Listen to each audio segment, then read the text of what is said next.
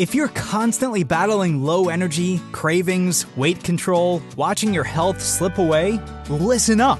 There's a simple daily protocol they don't want you to know about that's helping people ditch their meds and reclaim their health.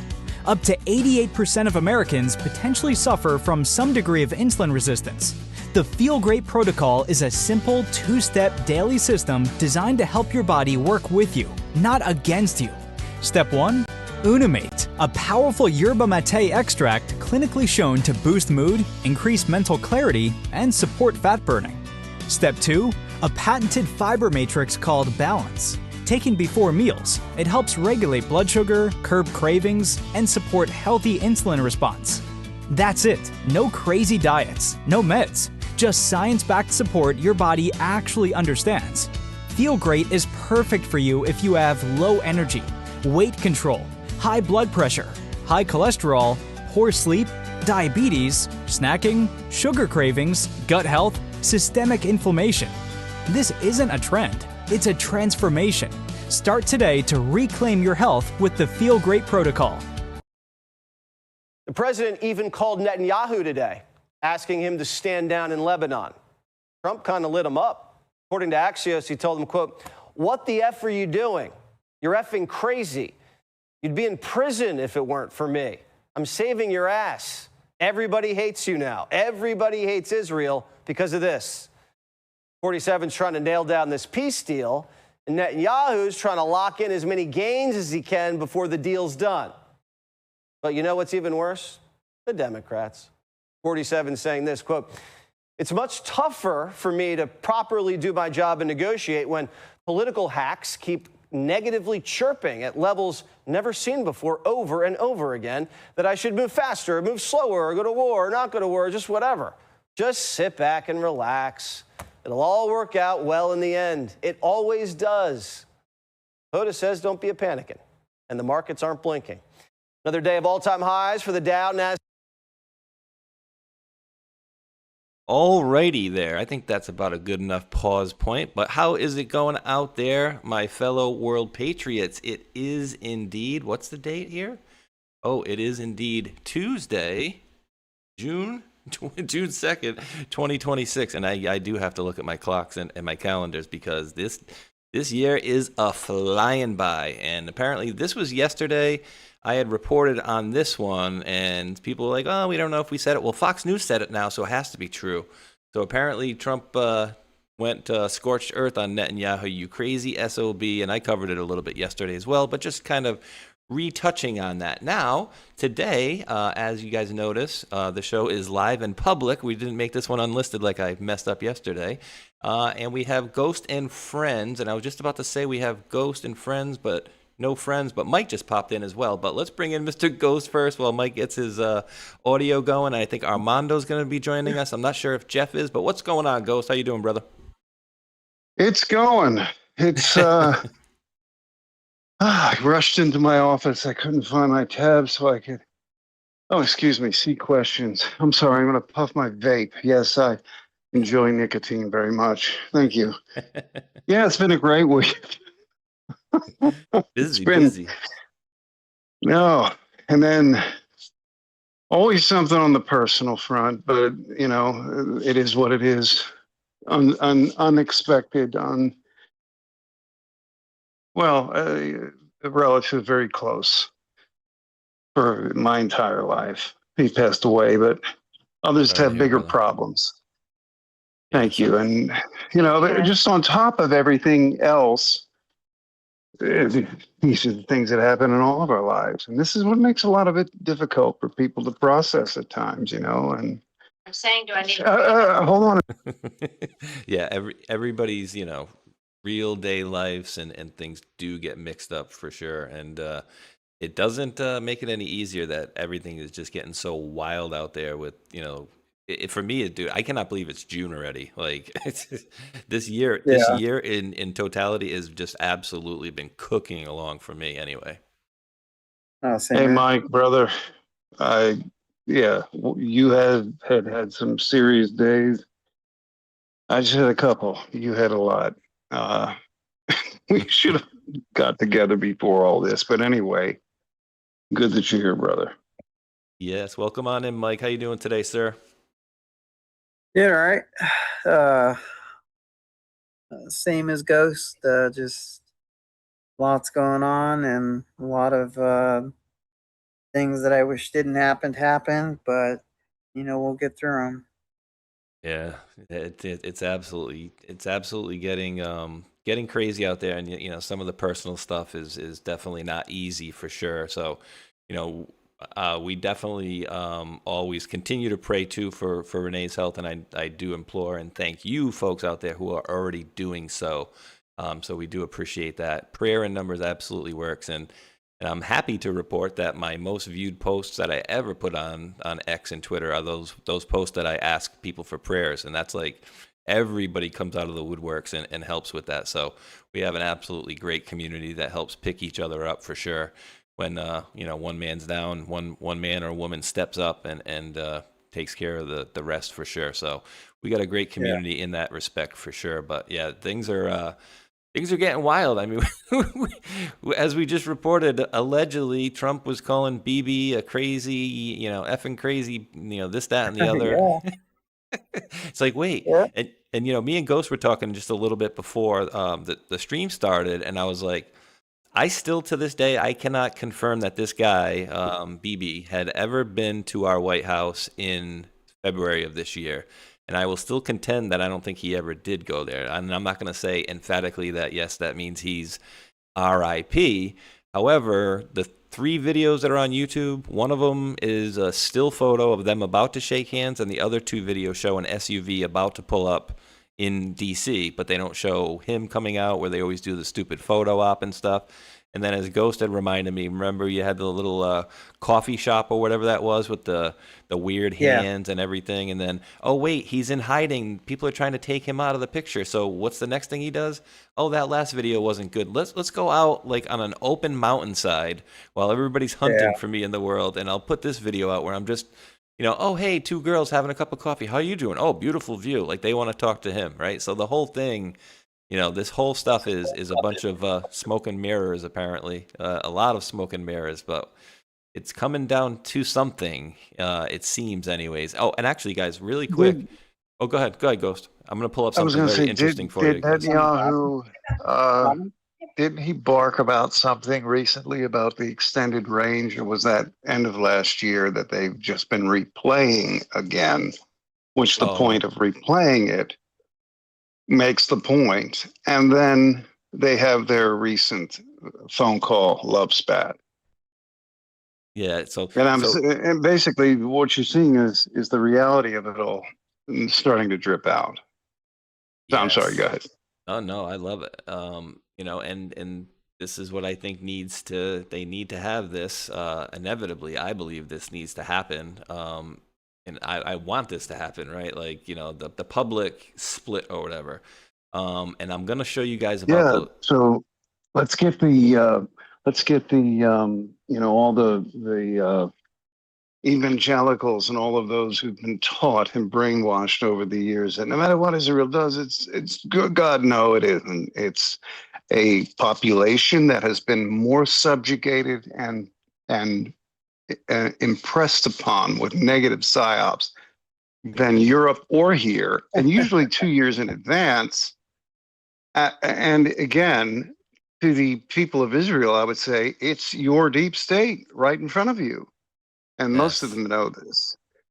And it's very difficult for them to get it out. So what you're seeing is, let's say, prognostications of that 17th letter rearing its face right now. I mean, it's patently obvious. And and so people need to be mindful and aware of this. 100%.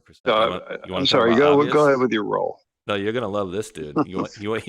And I almost think this is like for the slow kids in the back of the class. Let me see. This is the other one here. This is the 11:18 one, I think. Yeah. So this is the one that really, for me, didn't go too many places, but my buddy Stormy Joe definitely found something. So, but this one I heard Mike laugh at. My buddy Tron dropped this one as well. Last seen with 6 fingers, Bibi Netanyahu. So I thought that one was pretty funny, but. But dude, now we have Department of War CTO putting out Trust the Plan. You know, I go for timestamps and I usually look for that stuff, and I'll show you something in a minute on that further, but I reposted this one out in addition to that one you're seeing right here. I was like, oh, 2 in a couple of days. Boom. So again, locked in. It says, good morning. Trust the plan. Right now, this is the Department of War CTO. This one's, is this another different one, or did they update it? This is 5:58 timestamp. I did not look at this one, but the one the day before that one was so dead obvious. Even the simplest of decoders like myself, I look at, Matrix and Tron and Stormy Joe as the guys that do the crazy decodes that they do link to things. But this one is simple as it gets. 9:49 in the morning. You don't add military time. You go straight to 9:49. Boom. Good morning. Patriots are in control. Well, what does this post say? It's talking about sessions over here, but trust the plan. Full control. So how's that for obvious there, Ghost? I mean, they're getting pretty in your face obvious. And the other one I saw was 11. More and more. What the hell was Is that? in your observation more and more relating to that? Oh yeah, that op. absolutely. Yeah. And there's more. So, there's more of this going on like crazy.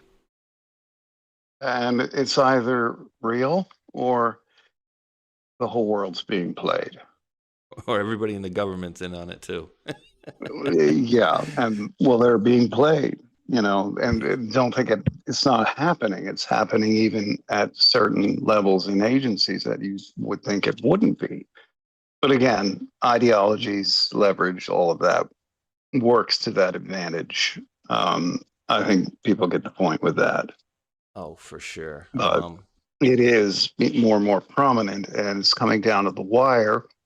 The canceling of certain public celebrations regarding the 250th of this country, and then the replaying of, or something new with, they've got longer range missiles now, they could hit New York, Washington, and Mar-a-Lago.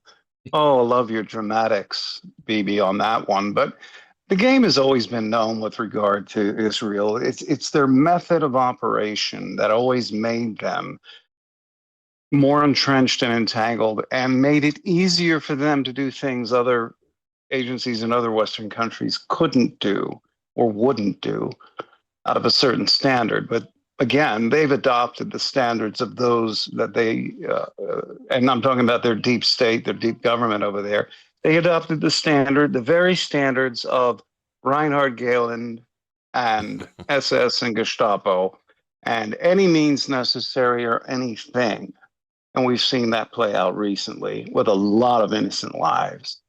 And that shit needs to end. The structure is known.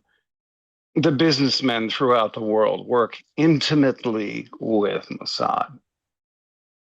No-brainer to figure out the math in that kind of global network, as opposed to, yes, all engaged in that kind of thing. Many would be surprised at who is, and who even holds clearances. All right, but that aside, that and the others, Shin Bet and ISIS, they all work together to do something that, That's true.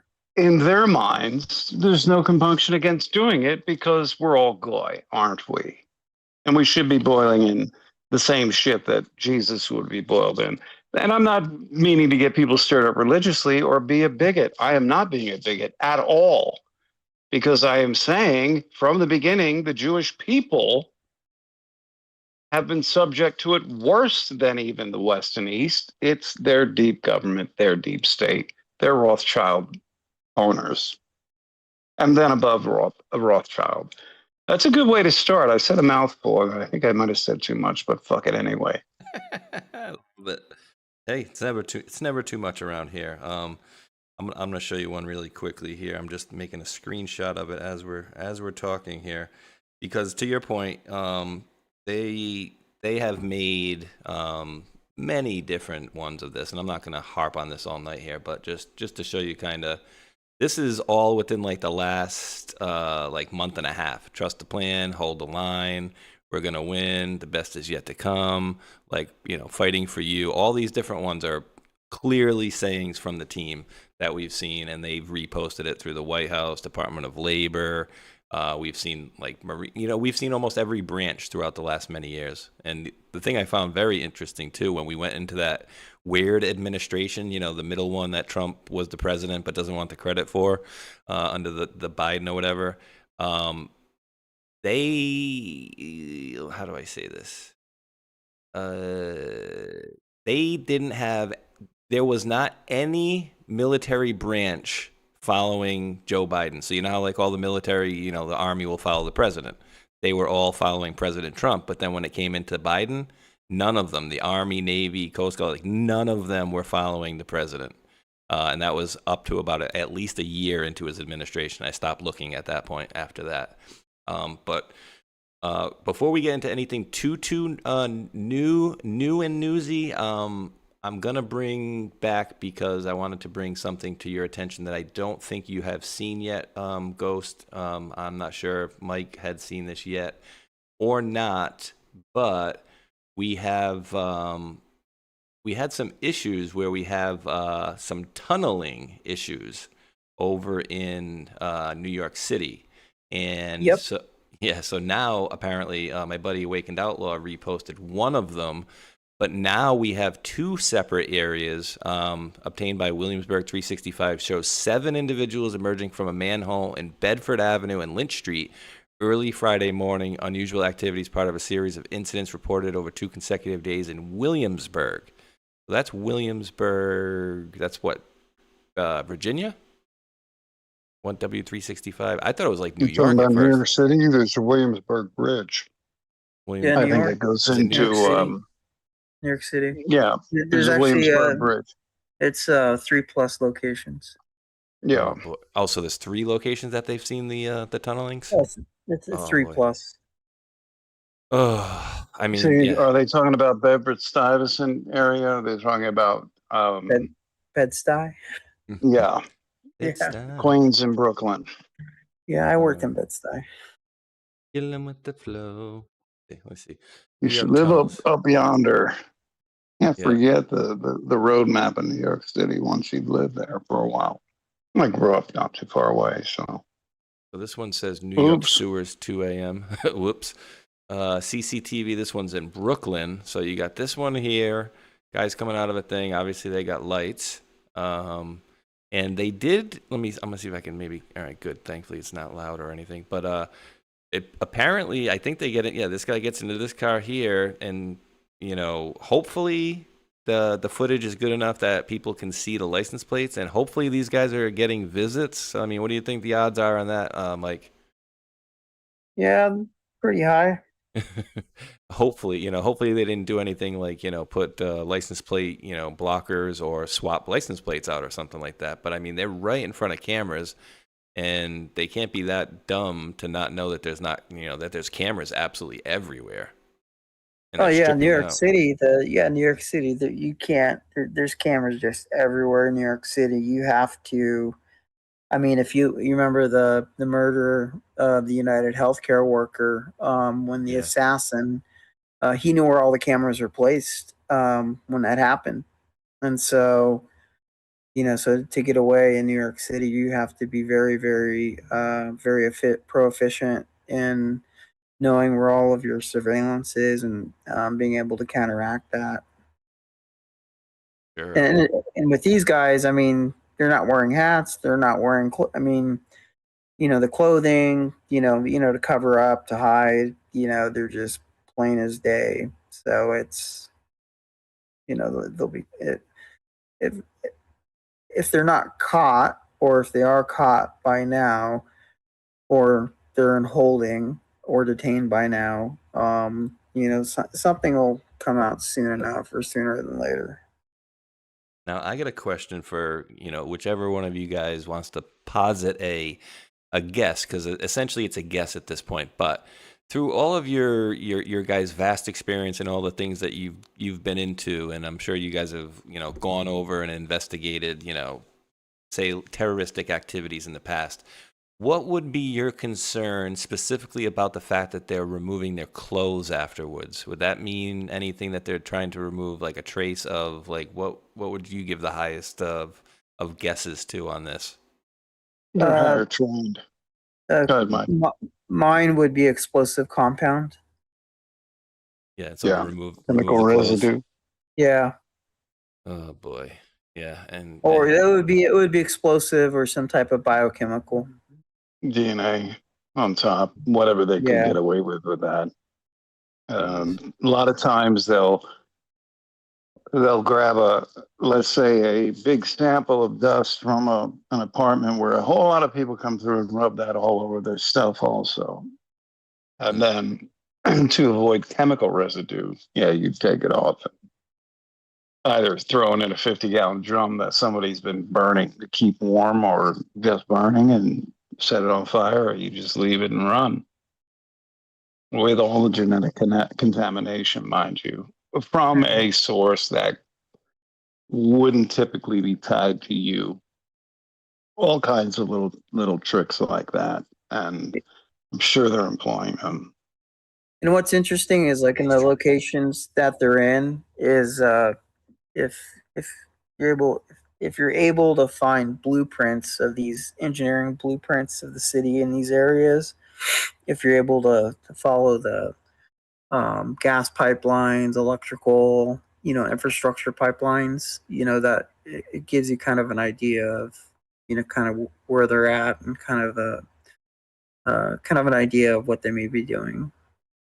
It's definitely not anything good, and I think I made a suggestion yesterday that if I was running things, I'd have. Let's look at the body. You see the body types though, and the one of them guy was the shape fat, they're in, the rapidity, the quick, close gathering, getting things done. Very dubious. Rapidity? Come on, Ghost. You can't be using these big words. I take it as a sign of disrespect. Rapidity. I might have came out wrong. I was chewing, and I am so sorry for that. Okay. Rapidity. I just don't want to burp online. Another word. Rapidity. Rapidly. How rapidly rapidity. They gather quickly, one spot, do their thing, move on. This is training here, or knowledge of at least of this aspect of it, which leads you to think simply that they had knowledge of the other aspects of where the hell they were. Look at the skin color. Look at the body types. Look at the shape they're in. Oh, you look at the coordination of them. Bingo. And yeah, brother. I mean, that's let's get our shit off and get the hell out of Dodge. And don't worry about that camera.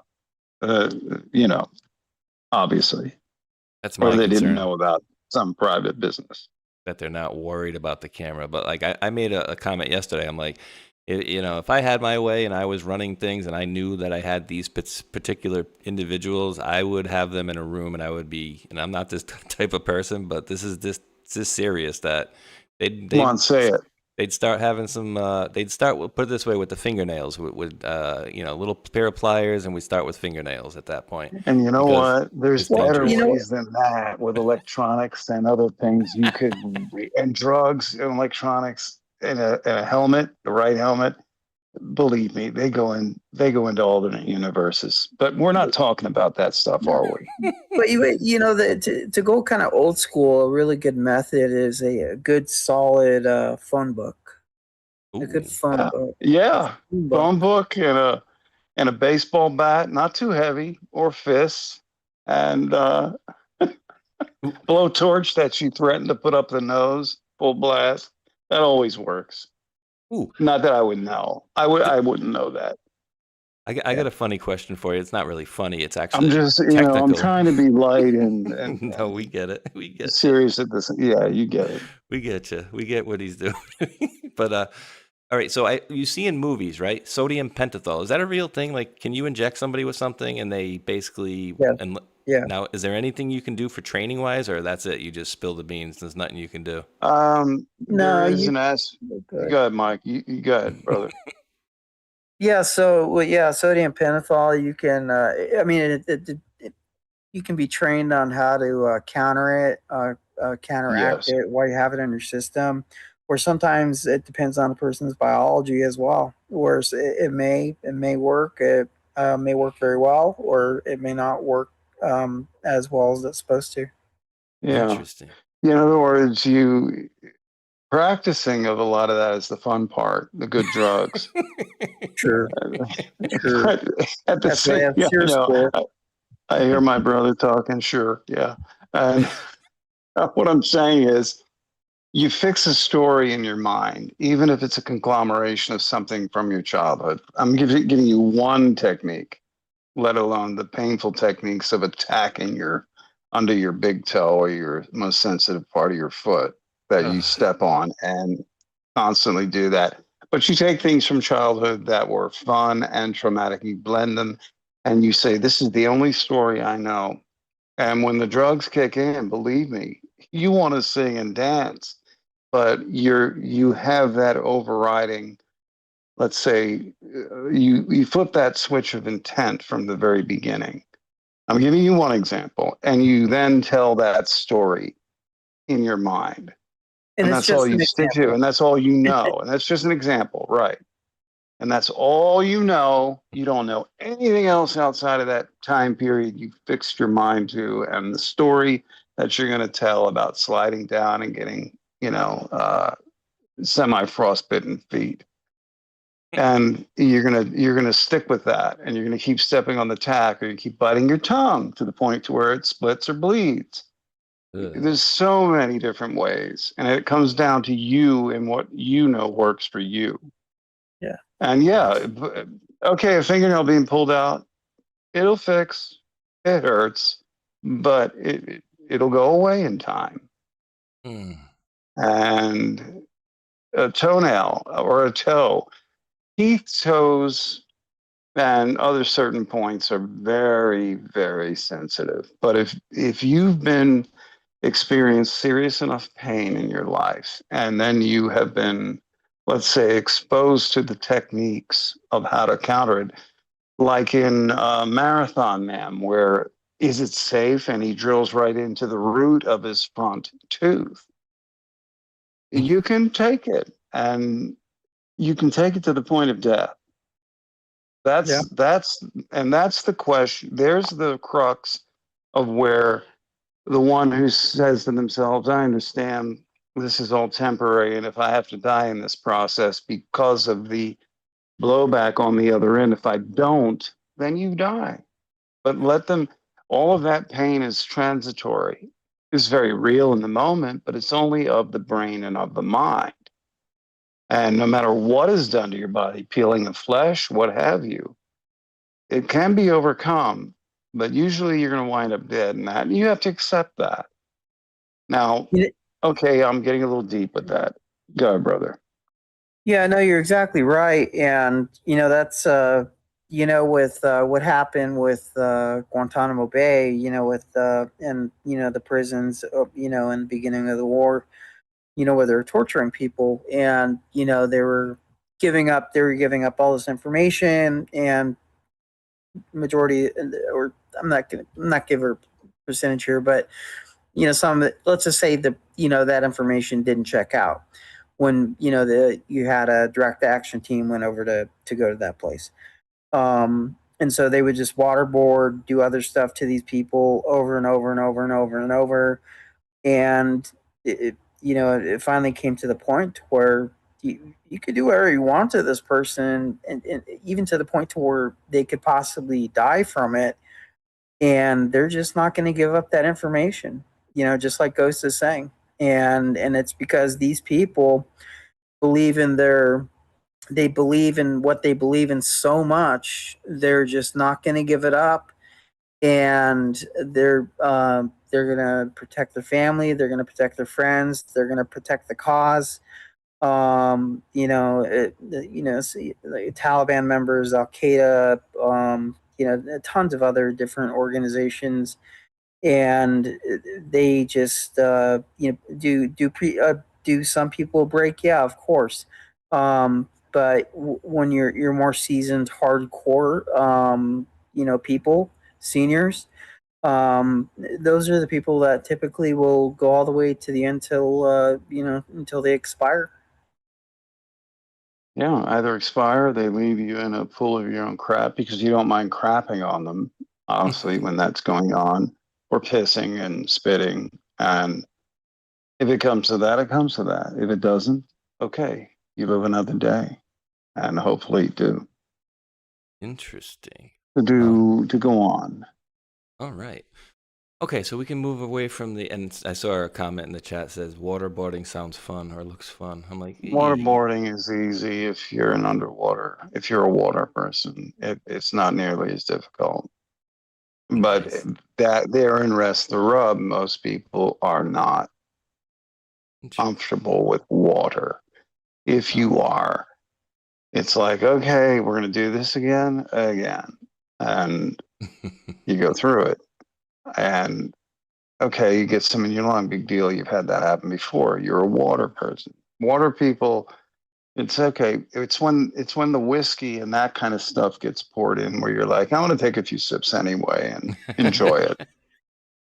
And then spit it and puke, puke on their feet later if I have to. But it's an insane look. I'm not going to sugarcoat. It's an insane process, no matter how you slice it. Yeah. And I can tell you stories of friends who've been through torture from Vietnam all the way up to the present that would make you sick and curdle your blood. And then the long-term effects they suffered from that, from having, and I'll just give one example, alligator clip to your nutsack, the other to your bamboo held mouth open to your molar. You're in a tiger cage that's upright. You can't move your arms, legs. You're bound from ankles, where your femurs meet the hips, waist, chest, arm. Little electrical pult.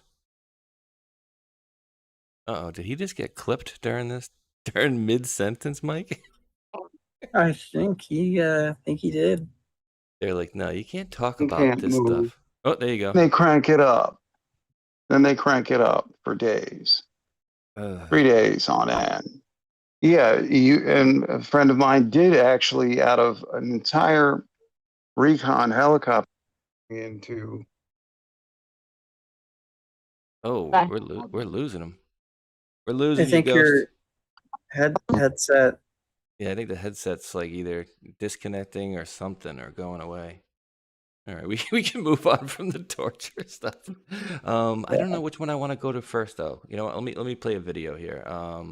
My buddy Mac dropped this one yesterday, so this is actually from yesterday, which is going to set up another story from Besant from today. So it's only less than a minute here, but very interesting. Very interesting point, and a big mistake apparently the Iranians made here by doing what they did. Sorry, Ghost, you trailed off on us for a while. Yeah, it jumped out for some reason. I don't know if I'm going too far or what, but fuck it. The other guy was just languishing.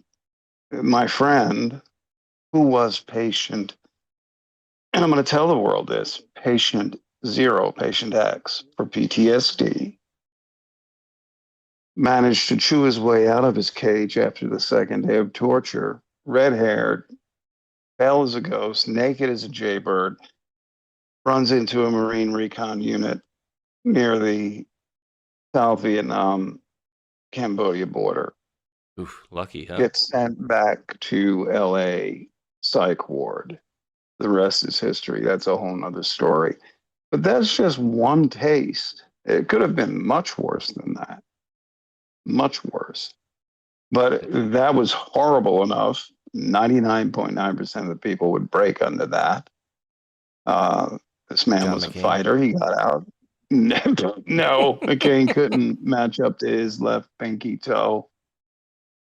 I'd say that any day of the week. And you want to know the man who took all of this forward in a magnificent and beautiful way, because the man I'm speaking of is the man who brought the Doobie Brothers back together back in 86, 87 for the Hollywood Bowl concert, nvf.org. Really? nvf.org. You'll see Floyd Chadmashad, and you'll see the honorary board members, and you'll see the great work that they have done since then. That all came from that man and that torture and what he would not accept while being in a VA psych ward in Los Angeles in 71, 2, and 3. And there's a documentary out there created by the Veterans Administration. I think this is very important to say. That's why I'm saying all this. Called To Help You Understand. It won International Cine Golden Eagle Award. You'll see David in there with his then plush head of red hair, his angelic voice, and his brilliant guitar playing. I saw the pictures. I saw the documentation for all of this, including when Jim Morrison would come to hear him play at a semi-dive bar in Los Angeles because of the sincerity and the pain and the brilliance coming from this man's heart. His name was David Nelson Carver. Nice. Then again, another unsung hero that never got a star, never got anything, but changed the course of human history because every little retard now, soy boy that stubs their little left pinky toe and breaks it, they got PTSD. Shut the fuck up.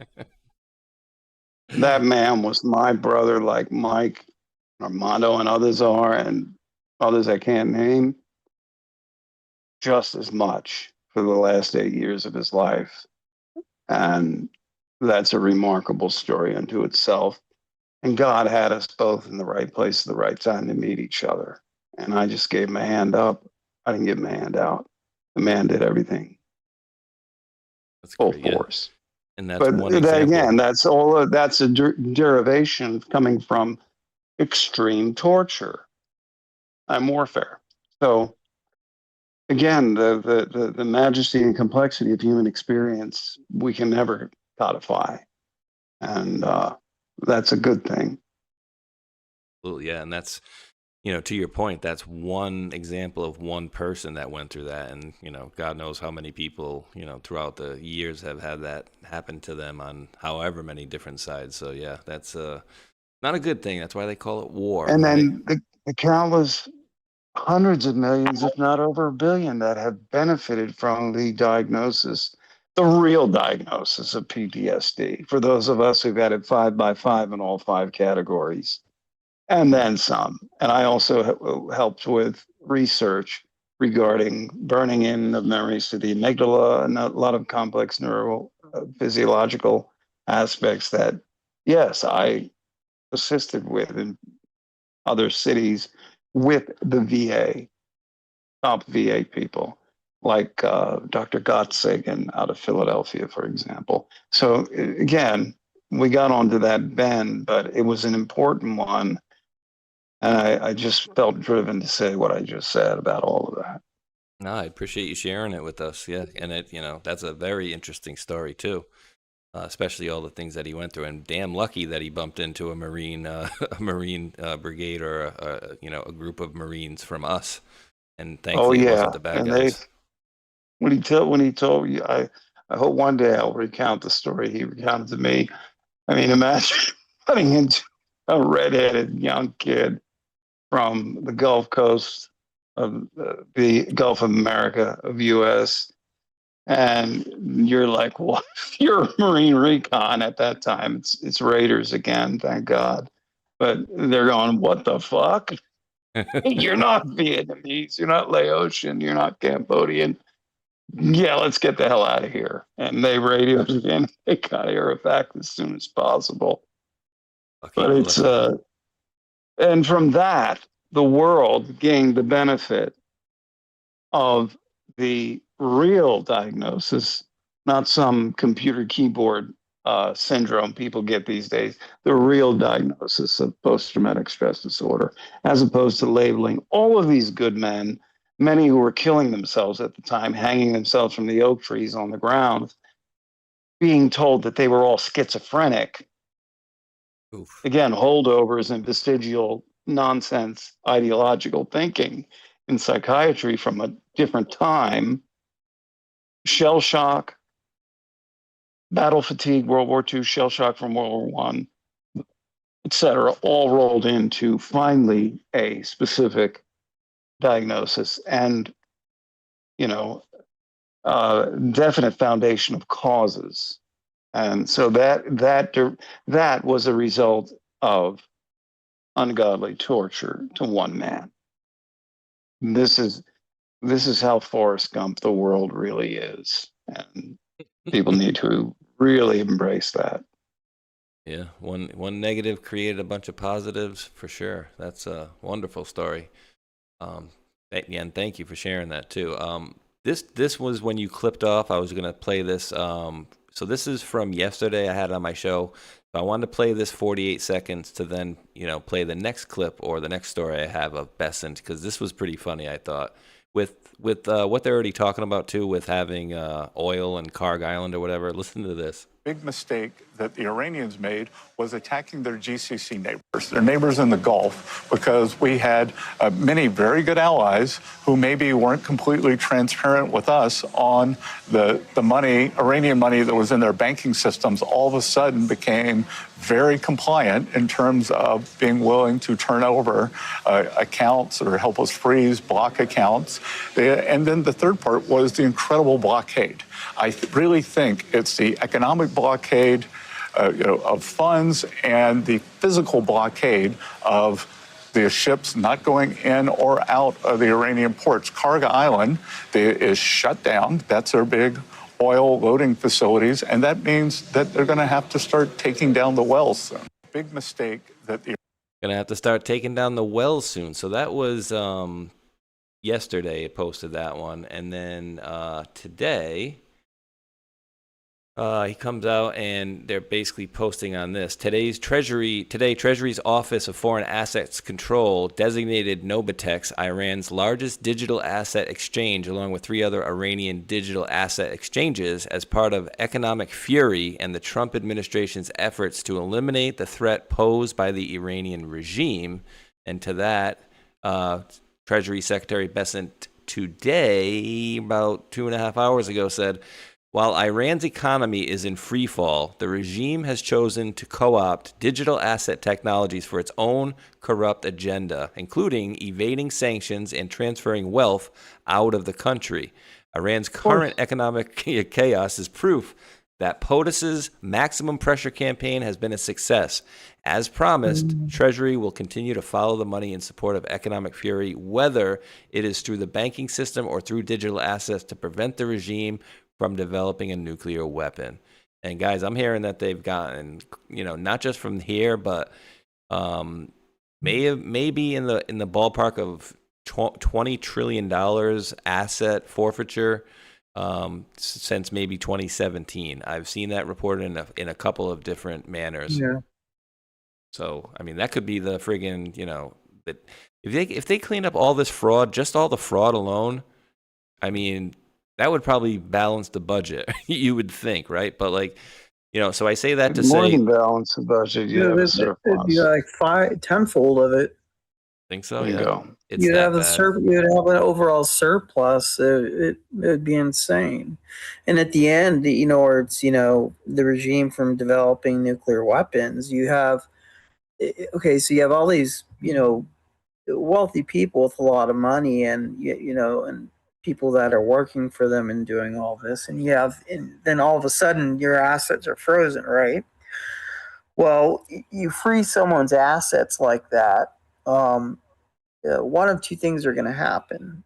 One is they're going to stop, they're going to cave and give in, or two is that they're going to take this to the full max, and nothing's going to stop them.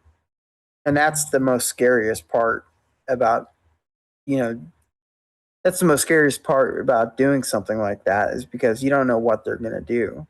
Because you froze their digital assets, you took their money out of the bank, but of course we all know they have money on them. They have money hidden in walls and safes, vaults, and etc. But they also have a force multiplier of security and contractors all behind them. So if you have a oil company, if you have an oil company with frozen assets, and those contractors they hire for security. Just an example. Let's just say they came from a foreign nation special operations unit or division, whatever organization it may be. They're going to use those people to maximize impact, to is maximum damage. And so that's something President Trump and everyone else and the Department of War, is also thinking about too, because it's not just talking about like freezing assets. We also have to make sure that, okay, yeah, we really, really, really, really, really pissed these people off, but now we got to make sure they're not going to come back and do something insane that's worse than 9/11. Yeah, absolutely.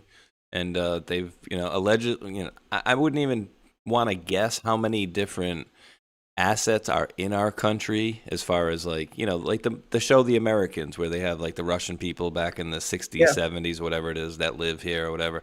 Like, how many people from other countries that are our enemies back however long ago are here and just ready to do something at a moment's notice. So Absolutely. it's very it's very tough to think about, because we understand that these guys they're never just going to give up, right? They're never going to be like, you got us, cool, sorry. But Right. I just wonder why, if I knew, like, say, and I would assume that President Trump knows, like, say, who the bad guys are, because, like Ghost mentioned earlier, like, oh, you got the Rothschilds, and then you got the people above them, and whatever, and it's like, well, if they know these people, like, why not just friggin' put these people on a billboard, right? Like, hey, these are the people that are threatening us with the world. They don't want, their whole big ship to come down. Like, has there ever been a thought to that, or is there a counter to that? It's like, oh, if you expose them, then they will, blow up something or do something major. My approach would just be put them all on friggin' billboards. These are the people that are running our world right now. Don't let them walk down the streets. I don't know. That's just one guy's opinion. Would love it, but the compromise within so many positions, whether it's Senate, Congress, Supreme Court, hidden in the administration or otherwise, Well, an they're example, still there. SES, etc. Oh, yeah, an example that goes to an example. You had the former or even current CIA officer, case manager, whatever his position was or is, that was arrested. He got through top TS polygraph, SCI polygraph screenings.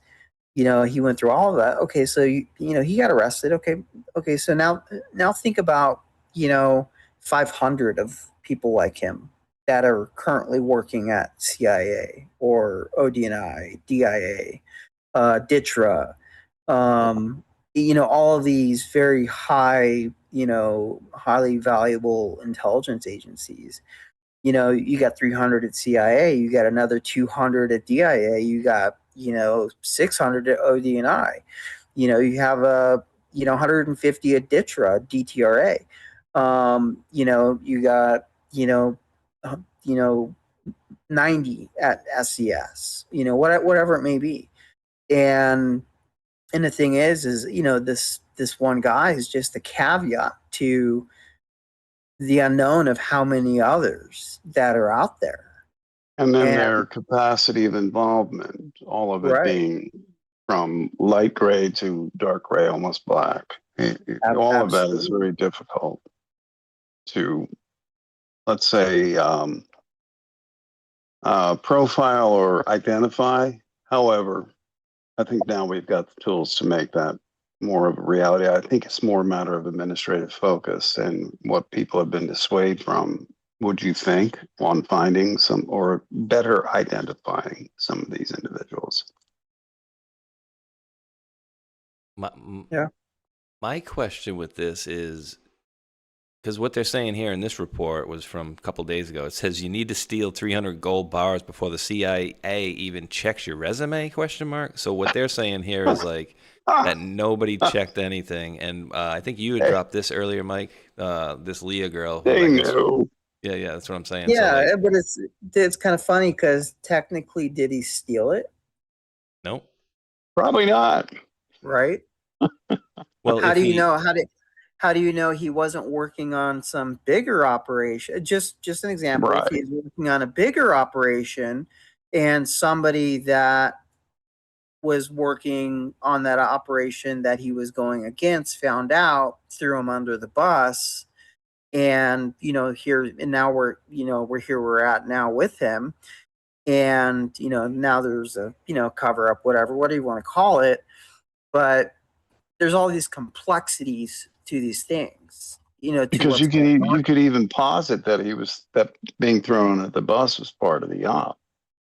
Yeah. And that's not far-fetched at all. So again, everything will come out in the wash, but the public may not. None of us may know.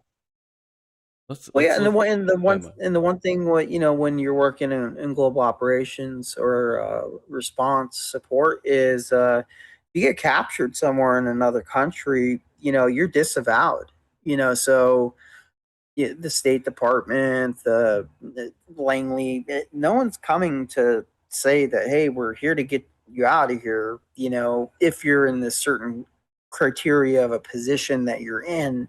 Now, if you're a director or some sort, then yeah, of course. But if you're a bona fide, if you're a serious bona fide spook, a very undercover person, you're on your own. Wow. And that's the severity of it, is you're on your own, and it's up to you to how you're going to get out of this situation. Damn. Absolutely. Let's listen to a little bit, because this is like 6 minutes here, and she talks a little bit about the back. I'm going to play a little bit of just this right here, and then I'm going to fast forward a little bit. But she talks about what this guy did here, a little bit of background on him quick. Do a little bit of background on this guy. This guy's David Rush, all right? He is 49 years old, from Ashburn, Virginia. That's 30 to 40 minutes outside of D.C. It's where all the data centers are. Well, he was a senior CIA officer in the DS&T, the Science and Technology, think Q, from Bond. They do really cool stuff. Well, from November 2025 to March 2026, so just recently, David filled out a bunch of forms for all of this gold and money and watches and put them in a storage unit, an office near his office. That's where he kept it until he was going to use it. But then they went to go look for it and it wasn't there. So they opened an investigation, raided it. All right, so pause there for a second. Now, guys, if he's going to his agency and saying, I need X amount of gold, they're pretty much going to ask him for what, wouldn't they? Or is it just, hey, I need gold, and all right, this guy needs gold, and he's a high up guy, let's get him his gold? Or does he need to provide a reason? Does somebody go over that stuff generally, or is he in that high of a position that they just give him the gold? It depends on his position. Yeah, it all depends. She said he was a senior, which again, he basically said he was a senior something or other there. What is she trying to tie it into again? She said he was a CIA officer that he worked with, like Q. Think about Q with like James Bond. They do cool stuff. And yeah, kept it all secret. And then they went looking for it, and then they couldn't find it. So then becomes my next question: why did they start going looking for the money if it's only been, say, a year? Like she said, it's been like the last year.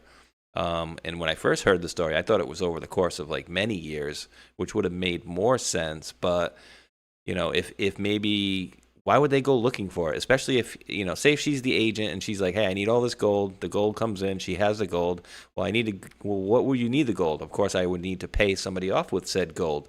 So why would they go back looking for gold that he alleges he's going to be using for operations that shouldn't be there anyway? That makes sense to you guys? It honestly, it sounds like he got blacklisted. Somebody burned him for some reason, tripped. Whatever that reason may be. Someone tripped him, and he's at where he's at now. But for there's a lot of in reading the articles and reading what's going on with them, there's a lot of inconsistencies that aren't adding up, and so it's I'm still trying to understand the full scope of what's going on, because when she's talking about working, I think she says DS&T. I worked with within a S&TW, and so there, just with what's being said, I'm trying to understand there's a mixture of directates and different of a division, where he worked, and he worked here, he worked over here, and so it's a mixture of, okay, so where did he work? What did there's inconsistencies, and I understand they do that to throw you off, but to the people that know, there's a bigger picture here, and with the amount of bullion and gold, cash, high end, Rolexes, high end, watches, Tech Philippe's, whatever the watches are, right? You say Rolex is a high end watch, right? Rolex is it's a $20,000 to $75,000 watch. In the world of watches, that's really not a high end watch. It's a nice, high tier watch, but it's not a luxury. It's not the one to get watch. cash for. Right. Yeah. A Rolex. It typically, when I go out and have, wear my, I would go out in an operation, wear a Rolex. If I was in a pinch, take my Rolex off. Hey, you want to buy this for me? Give me 15, 20K. I'll give you the Rolex, and a Rolex is worth, $60,000 to $75,000. And now I got 15, 20K to get out of wherever I'm at to get to, get home. So there's a lot of inconsistencies, and with the watch world, they're talking about Rolexes, but I don't hear anything about like an AP or Patek Philippe's, and there's other higher end niche, very very high brands that are worth molars, Frank Molars, that are worth like $1.2 million per watch. So these are just kind of like a Rolex is, a Rolex or an AP are kind of like just throwaway watches to get more of a mass production, high dollar. Right. I'm seeing certain things. The other day, Nino slipped and said John. He was not referring to me. I am not JFK Jr. Okay, I think my wife would know and would probably appreciate, getting high boned by JFK Jr. I am not him. He slipped. I think it had to do with John B. Wells. I will ask him to say something public on that, because he wasn't referring to me. That's not even. And I am not name. JFK Jr. Take your head out of that stuff. If he's alive, it's not going to change anything I or anybody I know is doing, other than wonderful, he's alive. But I am not him. I'm about 3 to 4 inches taller and 50 pounds heavier than his stature. So hopefully that gives you an idea. Yeah, I'm sure. Brother, you know that. I mean, so please, whatever the mystique and lore is with that people seem to think they need to carry on, you're falling into the cult of personality. JFK Jr., if he popped out of nowhere today, is not your savior. You are your savior. And how you deal with AI, the singularity and the event horizon, we're already in and approaching. The reality of what's going on every day around you that is going to strip blue, white, and professional collars all equally. Bigger problems afoot until it's put back into the bottle to the best we can. So this nonsense, again, why start stupid drama and mythologies over my voice or someone making a slip. I didn't know who the fuck John he was referring to. So please, this is important. Pull your head out of your bubbling panties on that one. Yeah, no, I'm not him. Definitely not. And, we're not going to go spouting out names in the chat, but if anybody remembers. No. So I don't want to go there. Just please stop the silliness. It's disruptive. And if the bots are doing it, identify them and nuke them. Yeah, exactly. Because this is insane. Stupid. Yeah, no. Well, the worst I'm sorry. part is, it was brought to my attention. I saw it. I'm not tolerating it. Yeah. But the worst part is your voice doesn't sound anything like him. So that's the other thing. And you could. That's a problem too. I have a distinctive voice, and I can't get away with certain things unless I change a little bit. Let's see. You don't sound like whatever. This? Let's see. He doesn't sound like this. Oh, here we go. Of course, I muted the page. Here we go. Just a word not long ago, so it's true. How do you feel about it? I'm very pleased. I'm sorry, Bob. Where are you? He's very pleased. It tastes pretty sweet at the moment. So. Biggest celebrity today would get. Sure that you passed the bar? Apparently it's true. I got the official word not long ago, so it's true. And you passed the bar, dude. Good job. All right. So if anybody remembers to, let's just say Mike made a name slip a long time ago, and it was not John.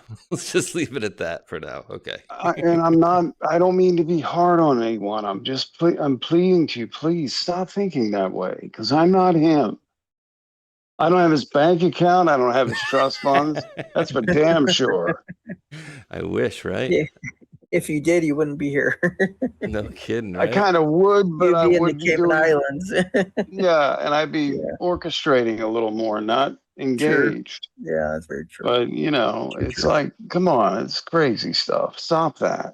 If he's alive, great. If he's not, doesn't matter. Yeah, that's things are going to go as they go, and it is what it is. I've even made statements in the past too, because I was on that for a while, and then I was even like, would it be great that he's alive? Yes. The thing I could say is, maybe he could come out with Trump and, the old Democrat family or whatever. And at the end of the day, yes, it would be a great cherry on top, but it's not like life or death or everything's hinging on him being alive or dead. So just chill out with that. This is funny, dude. This is just a quick funny. I thought we could use a quick one. President Trump, did you see Hillary Clinton posted out the other day? Oh, he's building this stuff on the side. He's got a cage match out front. What a perfect representation. Of course, Hillary allegedly nobody's getting BJs in the back by staffers while the Secret Service is looking out for you coming up to the front door, Hillary. But here we go. Don't know that in Paris, France, the Eiffel Tower, 1889 it was built, was supposed to be taken down immediately after the World's Fair. And then they said, we sort of like it. Let's leave it up a little bit longer. And then they said, let's leave it up longer and longer and longer. Well, they never took it down. And, we're building something in front of the White House that's quite attractive to a lot of people. It's going to have the big UFC fight on June 14th. And I'm looking at it, and maybe we'll never, ever take it down. He's trolling the shit out of them right now. You're gonna leave a cage on the White House. Really? Would the cage stay there too, or just this awning, covering everything? So I thought that was funny, a hoot. But as we get into more serious news, so historically, Ghost and Mike, us Q-tards over here, we always talk about what President Trump does with his folks that he has in his administration, and he has a couple of different classifications, right? One of them would be central casting, right? Like the Bessents, the Bondis, the Bonginos, and the Gabbards, and maybe even the Pete Hegseths, those type of folks.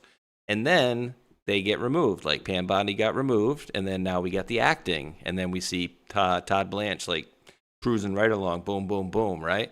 Well, we got Tulsi on her way out, and she's leaving in about another roughly 28 days, and so she's now being replaced as well, and we have a heads up today from who is going to be replacing Tulsi Gabbard. Oh, and of course it's doing this. I was very shocked by this. I thought maybe they were going to go back with a Nunez maybe, because he had recently resigned, I think, from Trump's True Social board or being the head there.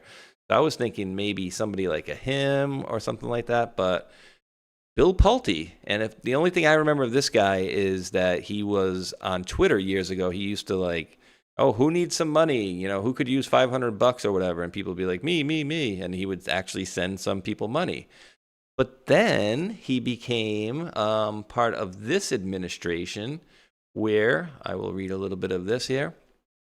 President Trump's post from today, 9:06 in the morning. I am appointing the director of the Federal Housing Finance Agency and chairman of Fannie Mae and Freddie Mac, William J. Pulte, to serve as acting director of national intelligence. William has deep experience managing the most sensitive matters in America, the safety and soundness of the markets, and over $10 trillion at Fannie Mae and Freddie Mac, a substantial increase from where it was just 12 months ago. During this period, he will remain director of the Federal Housing Finance Agency and chairman of Fannie Mae Freddie Mac. Congratulations to Director Pulte, President Donald J. Trump. Now, Armando messaged us. He's not going to be able to make it, guys, but he did give us a little piece of info. I think this is the one that he sent over. Let me just verify. But also, here we go. Mr. Poole. All right, so it was the post inside Mr. Poole. So this is the one that I pulled up, but the one that Armando sent over was about Mr. Poole, which we will get to in a second here. But Kimberly R. says, boom, what I said. Pulte has access to all the politicians committing mortgage fraud so they can run their districts. And who said this stuff before? No one is above the law, which is a QE post. He's reposting Ed Martin there. And then there's other old posts. This is the post that, Armando brought in. Trump just moved the man who has seen every mortgage, every bank record, and every financial transaction of his enemies into the chair that controls all 18 intelligence agencies. Bill Pulte, head of Fannie Mae, head of Freddie Mac, the man who oversees every home loan in America. Today he's appointed acting DNI. The media is laughing. A housing guy running intelligence? They think it's incompetence. They think Trump has made a mistake. They don't understand what happened. For 18 months, Pulte has had access to the mortgage files of sitting congressmen, exposed fraudulent property claims by political operatives, opened investigations into financial records that were supposed to stay buried. One congressman filed a federal complaint last week claiming Pulte accessed his confidential mortgage files without authorization. He didn't deny it. Now that same man sits above the CIA, above the NSA, above the FBI, above every classified database in the United States. A man who already knows where they live, what they own, who paid for it, and which names are on the deeds, now has access to where they travel, who they call, and what they hide. Tulsi didn't leave because of her husband, which who knows. She left because her part was finished. The intelligence community is being restructured from the inside. The next phase does not require a diplomat. It requires a forensic accountant with top secret clearance. The hunt doesn't begin when you see the arrest. It begins when the man reading the files changes. The man just changed. June 9th, first sealed indictment unsealed. Or this person. Or so he's saying June 1st that an indictment will be unsealed. So we'll see. I don't know about that, but I don't know. Any thoughts on Bill Pulte other than I know he was running these institutions for President Trump and that he was giving money away on Twitter beforehand. I'm not really too keyed in on who he is as a person. Yeah, very quickly. People, the world will not be aware, and this applies to virtually everyone out there, of hidden skill sets or hidden natural abilities that would work well. The only thing missing would be information briefing and ability to reach for necessary information at any one given moment or larger time frames. So no one really knows what this individual has done or is capable of doing, especially if it were in a covert sense. So while they're befuddled by his lack of, say, letters or whatever the outside world has been programmed silly enough to accept as that's who you are, no, it's not who you are, who anyone is. It brings back a old saying: God does not call the qualified; He qualifies the called. And that's also a benchmark of wisdom that you go by in certain circumstances. Doesn't matter what the world thinks of them or what they can show the world. It's, are they qualified on many fronts that are never found on a job application? And if they are, then they've been qualified for the job. There's no mistakes in what's happening with that. I certainly didn't think so. I think they have this stuff, they've got it game planned out, and they know what's going to be what, and what's going to go where. And it's a tactic. What's the worst thing that ever bound administrations in their past? Their anchor, two-way anchor hold with a Kissinger on them and them on a Kissinger. And you knew what you're going to get with that. You were going to get him giving thumbs up and green lights and toast to the Brzezinskis of the world, going out there and setting up mayhem and murder for the next two generations. So the fact that they are playing musical positions in a certain way is actually a very good sign. Musical chairs, baby. And that's what we were told early on. Oh, go ahead, Mike. I was just going to say, early on we were told acting, Trump even says, he's like, I like the acting. Like they cause basically chaos and move along. Yeah, just like you said, it's the best acting. It's musical chairs, and it's political theater at its best. Qualified people, though the world may not see it or know it in their history, and they don't need to. I don't want to know. Just so long as he gets the job done, like Todd Blanche is doing now, very quickly and admirably. Why? Because when then all that's thrown out there by their interim time in their position is done, it serves for the next one to come in. And that serves the greater agenda. And what that is, if I knew, I wouldn't say. Right. And now, just like what you're saying, Ghost, is they come in and they finish, and it's on to the next act. The next act, the next scene comes in. Keep them guessing. Yep. And he's doing very well. Yeah, he's had a bunch of stuff like that too. As I mentioned earlier, my buddy Stormy Joe, who's like just knockout with this stuff. So he basically posted this out, and then I started looking, and some of the comments underneath, I think it must have been on Twitter or whatever. But he, Bill Pulte himself, has actually even out there posted a picture that he put on X. It was a circle, and he basically put a dash through it and made a Q out of it. And you saw the other post about, I won't play this to like a minute and a half, but he's seeing other things as well that are linking up to Bill Pulte being in here. And Stormy Joe is definitely one of the best. Is it worth playing at a minute and a half? Well, nah, it just really goes over the ones that we showed earlier, the trust the plan, this, and then he kind of he teases what he's going to tell you. Oh, actually, you know what? It does a little bit. I'm going to show you a little bit of it. I'm going to show you just the end of it here, because these are some of the ones here that essentially he's posted out right here. Do you trust the plan? Right? Trust the plan and RC or whatever that means. But do you trust the plan? Trust the plan, trust the plan. So that's, very QE like stuff. He's posted out, the Q like I mentioned before, and other things. So we'll see. And, let POTUS cook is what I say. Let him cook. He's doing a good job, and just let him keep cooking along. And with that White House post the other day, somebody posted out, it was like, sit back and, it'll work out. I don't know if you guys saw the one from the actual White House the other day. They put out the post that basically said, sit back and enjoy, essentially. It'll work out. It always does. Right. And then some jerk off put in there like trust earned. And of course I wrote, well, President Trump's earned my trust, and if he hasn't earned yours, then you got to be an idiot at this point.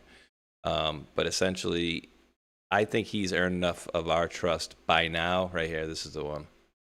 It will all work out well in the end. And we'll just go back here. Just sit back and relax. It will all work out well in the end. And then this is actually a quote from his True Social post as well. So let the man cook, guys, is all I got to say. Let the man cook.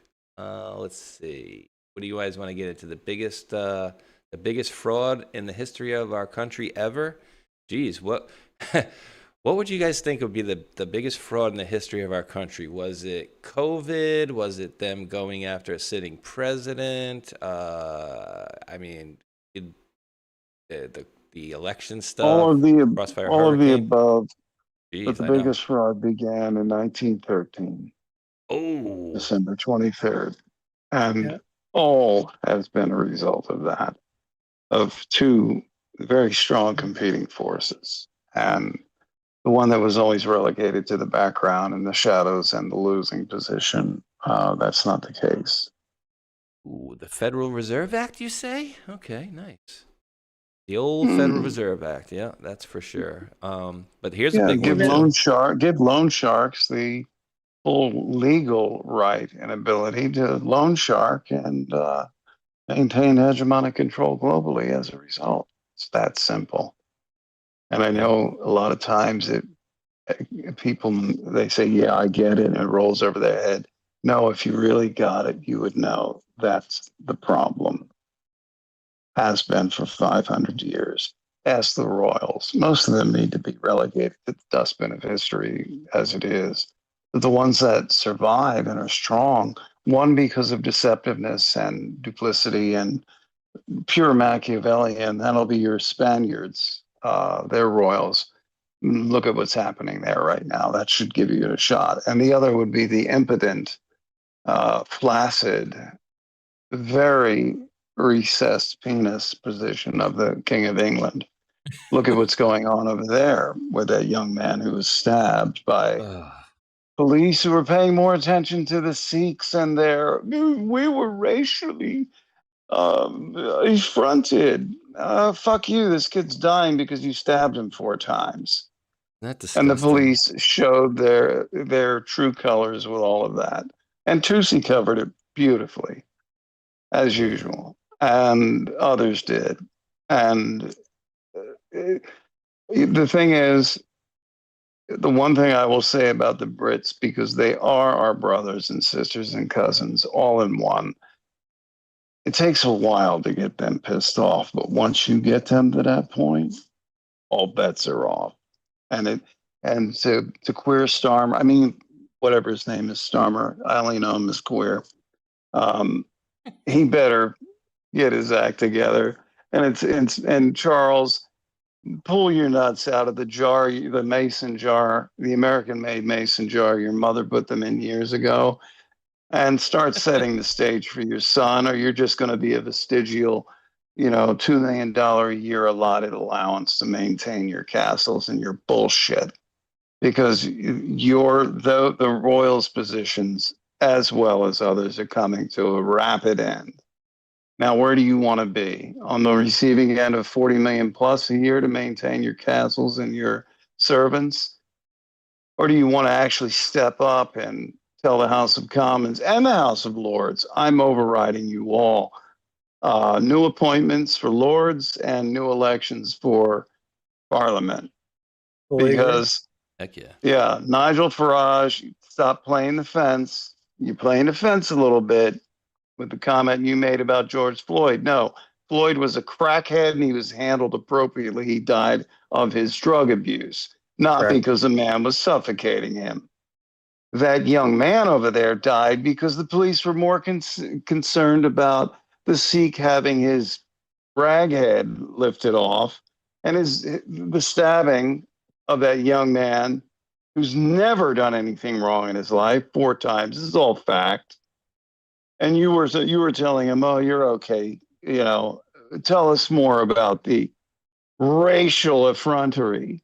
No, it's the agenda against the primary movers of that civilization, along with the rest in Europe. And they all see it with the influx of a population that is grateful to be there but still has their stupid, primitive, phlegmatic, ignoble nonsense about them, to where, oh, we can, we're being protected by. Shut up with all of that. Yeah. Everyone in that UK some government needs to be nullified today. And the king could do that, you ballless sack of blue shit. Sorry. Go ahead, brother. Yeah, there's some very disturbing acts of violence towards women, towards men, a lot towards women that I've seen, from a lot of the migration people coming into Europe and to the United Kingdom.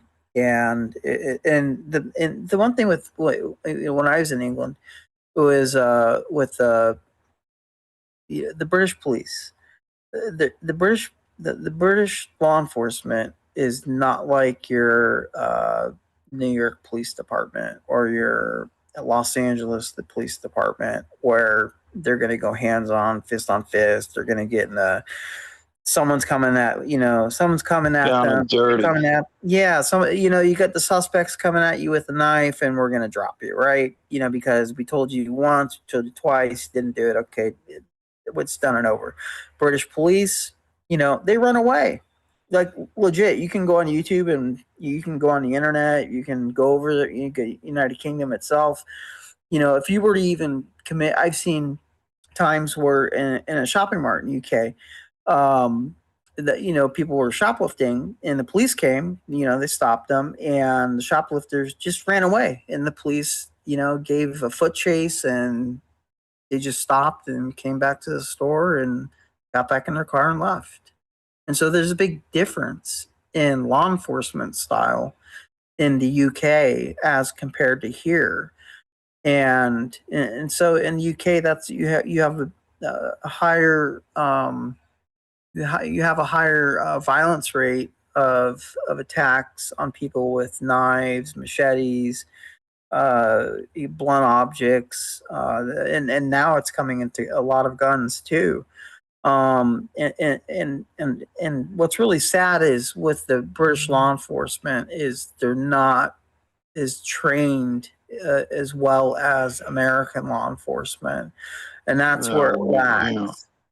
And so and what it really needs to go up into the House to where these changes need to be made, and all this aggravated violence, whether it doesn't matter if it's from a migrant or even a citizen.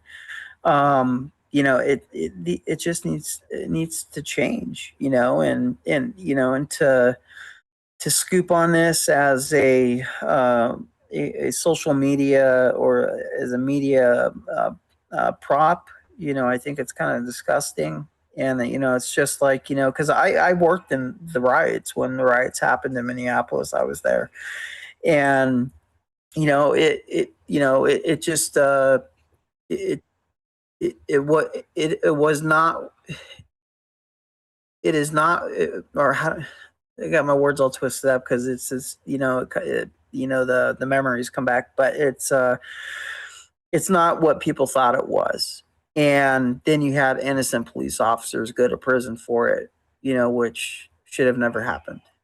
And so if you look now at the Minneapolis Police Department, and if someone's doing a home invasion into your house, or someone, let's say, breaking into your car, they're going to take their time, or they may not even respond at all.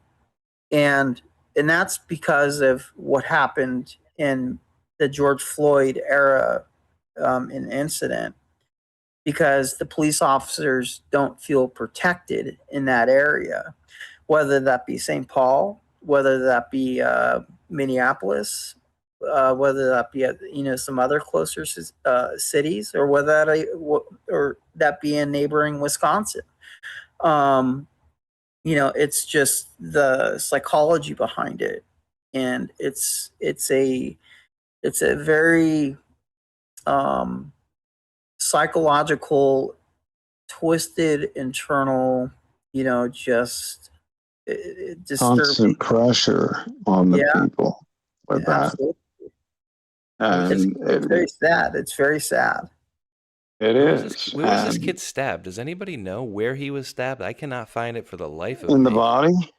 The body. I mean, in the chest, his lungs. One lung I know filled with blood, and he was saying, "I can't breathe. I can't breathe." That's usually indicative of let's say, a deflated and then a pleural cavity filled with blood. Right. So he was bleeding internally more than externally, it seems. Absolutely, because you make a clean stab, depending on what ribs you do, it's either a descending aorta or it's the pleural cavity, and It's a sucking chest wound. Yeah, sucking chest wound, and you've got minutes if not handled properly. Yeah, like a 21-inch blade or something like that, they said? I don't know what it was. It could have been a 6-inch blade and done the same damage. So really? I don't know. 21 would do a hell of a lot more. But, the bottom line is, how long do you think you're going to hold down the British people of all? I don't think with any particular passport I'd be welcome at Heathrow right now. But Ireland, yeah, definitely. But I don't think over there. Yeah, they'd say, "Oh, what's this? Sorry, Mr. So-and-so, we can't allow you." Well, I was just trying. I really didn't want to anyway. Your food sucks, but I'll go over to Ireland. My right honorable friend across the aisle. just a joke, but it's true, probably. I mean, these games are getting pathetic. And what the sad part is, the way the legal system is set up, fraudulent, number one. Number two, it has the full right and support to give the threat of violence or the act of violence against anyone that those officers, say in London or wherever in the UK, deem necessary. Or if they expose their horrible lack of training and mastering a situation, which was that's the basis of it all. They did not assess the situation from a dispassionate third-party policing perspective to say, okay, whatever, you've been racially offended. Who gives a shit? Let's see what's happening to this kid who can't breathe. But no, it's, you're okay, bloke. You're all right, mate. You'll be okay. No, he wasn't. So like back to law enforcement in the UK, I'm not going to say it's all departments, but there's a good portion of departments with tasers. Here in the US, the tasers, I think it goes up to 50,000. And over there, I don't know if it was the House, the Commons, Parliament, whatever it was. They said it was too high of a voltage, if I remember correctly. So they had to tailor down their tasers down to 1,000. Oh, that's thank you for the shock. But I'm not. Yeah, 1,000, no, absolutely. Yeah, 1,000, you can still function. You pull them right out and keep going. Yeah, and so now these officers are walking around tasing the suspects, tasing people that they're trying to, detain, put into custody, and they're only getting a a little shock, and like a joke shock, hand radio shock. Yeah, ooh, that hurt, but big deal. Wow. Yeah, wow. And it was just because people were complained, oh, that's inhumane. That's too much. That's too much. Well, the reality is you need that much because one, you want to take down that suspect. You want to get him in handcuffs before he does any other damage.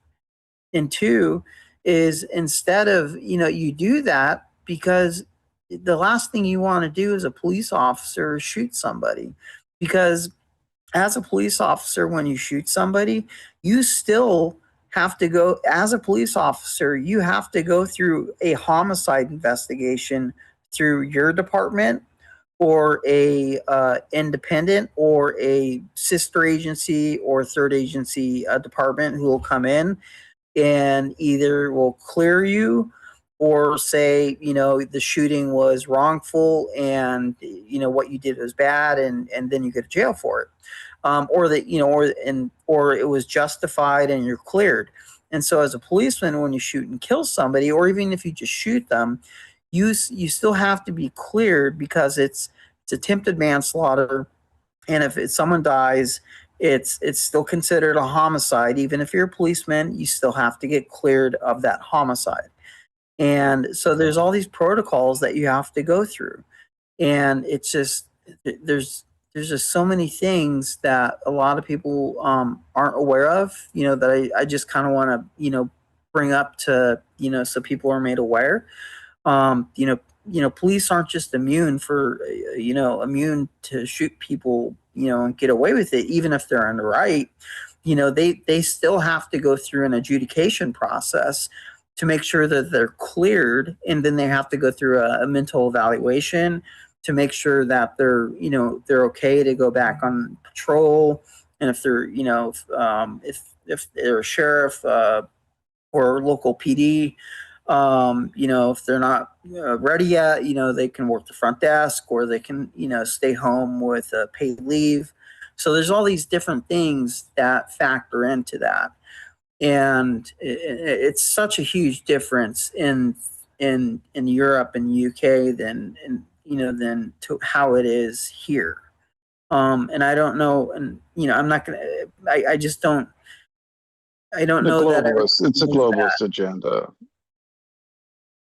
Globalist agenda is what set those parameters for all of that, and for the unbalanced, unfair, and unrealistic stance against white people. Simple as that. Tusi made a good point today. He's like, well, all Danish love this, all Canadians love hockey. Went on to a number of examples with all of that. All Sudanese are gay, all this funny stuff he said, but true. And he then followed up with, that is how liberals think. When in reality, it's a billion shades of gray with every individual, no matter how they identify logically or illogically with ideologies. And this globalist agenda is codified in the British police. They need to get rid of those funny hats, because that's not helping either anymore. What has been institutionalized and made systemic operational, what's the word? Not commandments, but basically how they must approach these situations. When Farage made the point, they were worried about racial insult, someone being offended racially. Number one, in the scheme of things, that doesn't matter. That doesn't add up to two fucks. Versus a murder. Again, murder. Murder is murder, no matter what the mindset of the murderer, premeditated or otherwise. Murder is murder. Doesn't matter if it was based on because he hates someone of a different ethnic origin. Doesn't matter if sexual preference. Doesn't matter why. Murder should be the key. When they came up with the concept of hate crimes from a USM professor back in the late 80s, they ran with it. It was the opening of the door to thought crime, to pre-crime. None of that is a reality. A crime is a crime. It happens in the moment. Oftentimes it's premeditated. But the reasons why for the premeditation, whether it's racial, sexual, whatever, it doesn't matter. The fact is, someone was murdered. Thou shalt not murder. Exactly. That's all that matters. You know what made this worse, dude? It's something that you've been touching on a little bit, which is the fact that they tried to make this seem like this guy Henry Nowak singled them out and attacked them. And as you mentioned in the beginning, as they come up, I'm going to turn this off. As they come up, they're asking people like, "Oh, what's going on?" or whatever, and he's like, "Are you know?" The guy's on the ground saying, "I've been stabbed," and you hear the guy go, "Huh, I don't think you have been." And then they ask him like, "Oh, you okay?" And he's like, "Oh yeah, I got this." Well, let's take a look at this guy's, the deep trauma this poor guy must have gone through. And I'm saying this tongue in cheek, talking about the guy over here. The Sikh. Yeah, they ask him like, "Oh, are you injured?" And he's like, "Oh, look at all." He said he's got swelling all over his eye. Like, where? My eye. Where? Yeah, Where? when you and your brother stabbed him 4 times. Which one of them did it? I can't remember, but Right. regardless. So yeah, they said that the guy that got stabbed was by himself apparently, and walked up to 3-4 guys and ripped the turban off of one of them and started being racist and making racist comments. So they tried to spit it back. So when, like you said, when the police officer got here and they started asking this guy, it was all like, "Well, you haven't been stabbed, don't worry about it," and like, "Oh, we can't piss off the foreigners anymore." And so they're very much capitulating to these people. Yep. Systemically implemented and institutionalized to go against the grain of a body of people in England, the English, who they cannot easily dominate or manipulate. They can easily manipulate these fools because this fool acted it out as he was telling them, "Oh, I think I have a little boo-boo on my eye because of his racial, and he's only making claims. It's only his claim to it. Is there a human being laying on the ground with stab wounds? Did you bother to check? No. Did you bother to pay proper attention to that? No. Your racial nonsense can wait." Look at his hand. Doesn't that look like blood to you? It's got nothing. Yeah, his hand. When they cuffed him, when they zip tied him, they were zip tying a pale, dying hand. On his hands, you can see the defensive wounds to his hands, to where it looks like he would be trying to block a knife. Right there. Yeah, right there. Looks like two definite puncture wounds from a knife. Yeah. Right there. And that hand is pasty white. That means lack of blood flow. It's being diverted. Yeah, it's filling his pleural cavity. So he's dying. Yeah. And, but we don't want to offend anyone, do we? And this isn't about white versus other races. This is about all races and getting your heads out of your asses. Yep. All of them. White is not excluded. Getting your heads out of your asses and saying, "What the fuck is going on here? This is pathetic." What happened to across the board human dignity and human conduct? Well, your globalists had to undermine that. And they were very successful in that country, unfortunately, because the Brits are a great people. That country brought the world into the industrial, pre-industrial, industrial, and industrial age. And the United States, being a conglomerate of the best of them and the best of all, brought it to the pinnacle it is now. So they're trying to replace a non-docile, non-manipulative, non-foolable base of their population with these third world shitheads who come in, take advantage of the system, are blessed from the system more so than the very veterans and civil servants and people of England who have done more than enough, and their tax money has been used to rape them over and over and over, and to drive this sick agenda to the point to where anyone who would be considered a lukewarm dissident here is a vile edge, like the one gentleman who speaks up there. I keep forgetting his name. He's a good guy.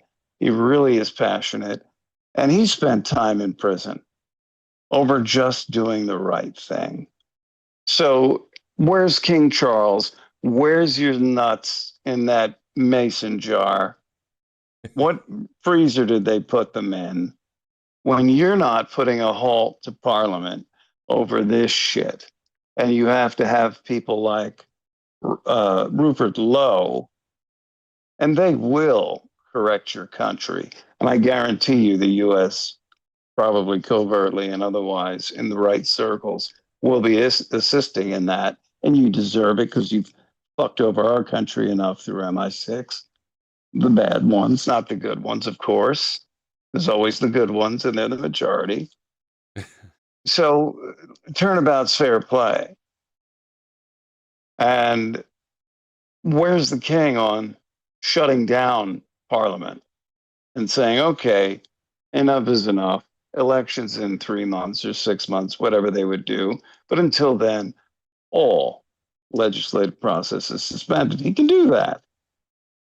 He can do that. Now, what games at that sovereign layer are being played that they're in fear of, because that's how it works, no, that remains to be seen. But they could rectify all of this if they wanted. But you got Lords George Mark Malloch Brown, and I think the Lord Paddy, I think he's deceased, I'm not sure, and all of them whose job it was from the City of London, Bar Temple, and other temple to have the agenda play out otherwise. No one here is under any illusions regarding any of that. And no one here is under any lack of intel regarding any all of that. And they know that. If they haven't figured that out by now, they need to cancel this year's picnic and not serve falafel. Not serve falafel. Well, it's funny. I think we could use a little quick humor break here. I managed I thought to get. that was. Well, I'm just kidding. But I managed to get Sean Penn on the line, and I asked him, like, why is England so screwed up? What's up with Lord Malloch Brown and Keir Starmer? What's up with them? And he said, "Guys are fags." That's fantastic. Fast Times at Ridgemount High. Those guys are fags. But no, they're definitely not doing a good thing for their country. And it's almost like it's I don't know, like, percentage wise, if they probably got whacked more than us, with the whole invasion thing. But obviously President Trump is removing a lot of said people. So we're kind of getting that split of, like, this is what it could be. Because if you notice as well, I covered it earlier this week, I think it was, or late last week. I don't even know which is which now. But Paris, after they had the World Cup League, apparently Paris was up in flames as well. And, well, big surprise why that is. Paris is on fire because they had some folks, that are just loving the fact that their team won, and they say, let's just burn the place down. I mean, it's crazy. Well, the Eiffel Tower was on fire, but iron doesn't burn. Interesting. So about Paris, an interesting situation that's ongoing is that there was a request for American law enforcement to aid and help French police over there. And so they're over there right now.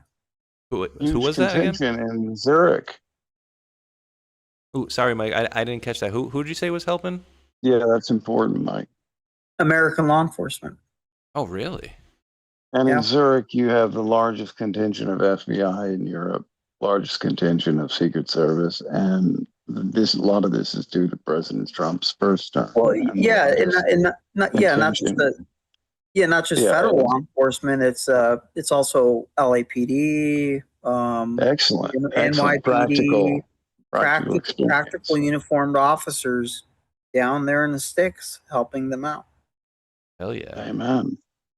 Hell yeah to that, for sure. I mean, and that tells you other things. And, we have worldwide activity going on. And, this is just horrible to see. And, the people of France cannot be liking what they're seeing, as well as the people of UK. And we already touched on Ireland. They had their own thing where they still have the same situation going on, but at least a lot of those people took to the streets and said enough is enough. But, that's the problem with nowadays, guys, is the fact of like, if we see somebody, we're walking down the street, three of us, and I know what we would do, but let's just say we're three everyday, NPCs that are living in America here. And us three are walking up the street and we look over and we see 2 or 3 guys beating up some dude. What are we doing? Me, you, and Mike are most likely grabbing our phones and recording, and we're going to upload it to the internet later on, right? But what we would do as being I would us, walk over and pull my yes. gun and get the ringleader and put it to his head and say, now we can talk or you can listen. Exactly. Well, I mean, what we would do, of course, that's what we would do in real life. But like, if we were just any everyday person, most of these people nowadays, like you saw the woman that got stabbed, and whether she did or not, I don't know, on the subway or whatever, apparently got stabbed. Nobody did a thing, and people just record, and like, it's disgusting. In the mob mentality too is a hell of a thing as well. Once people start getting all ginned up and start going, once one, you could have a bunch of people in a crowd, but once one person throws a punch, that could set the whole damn thing off. You know what I mean? The aggregate of the lowest common denominator of the whole crowd comes out then. And Exactly. It's chaotic and ungoverned. Exactamundo. So yeah, it's we need to change. We need to get back to being more, I don't know, like human beings. Does that make sense? Yeah, human beings. I think that's what we should be. Act like we, have a soul, because we do. Absolutely. But we got to ask AI first.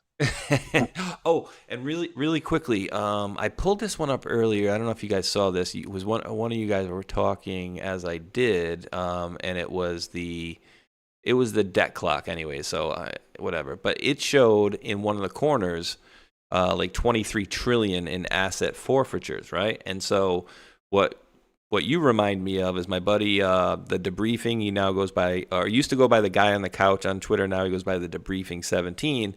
He's been putting out a lot of like AI videos lately. I'll send you guys one later on. It's like an 18-minute. My buddy's like, I can't listen to it because it's AI. I'm like, no, you need to listen to the information.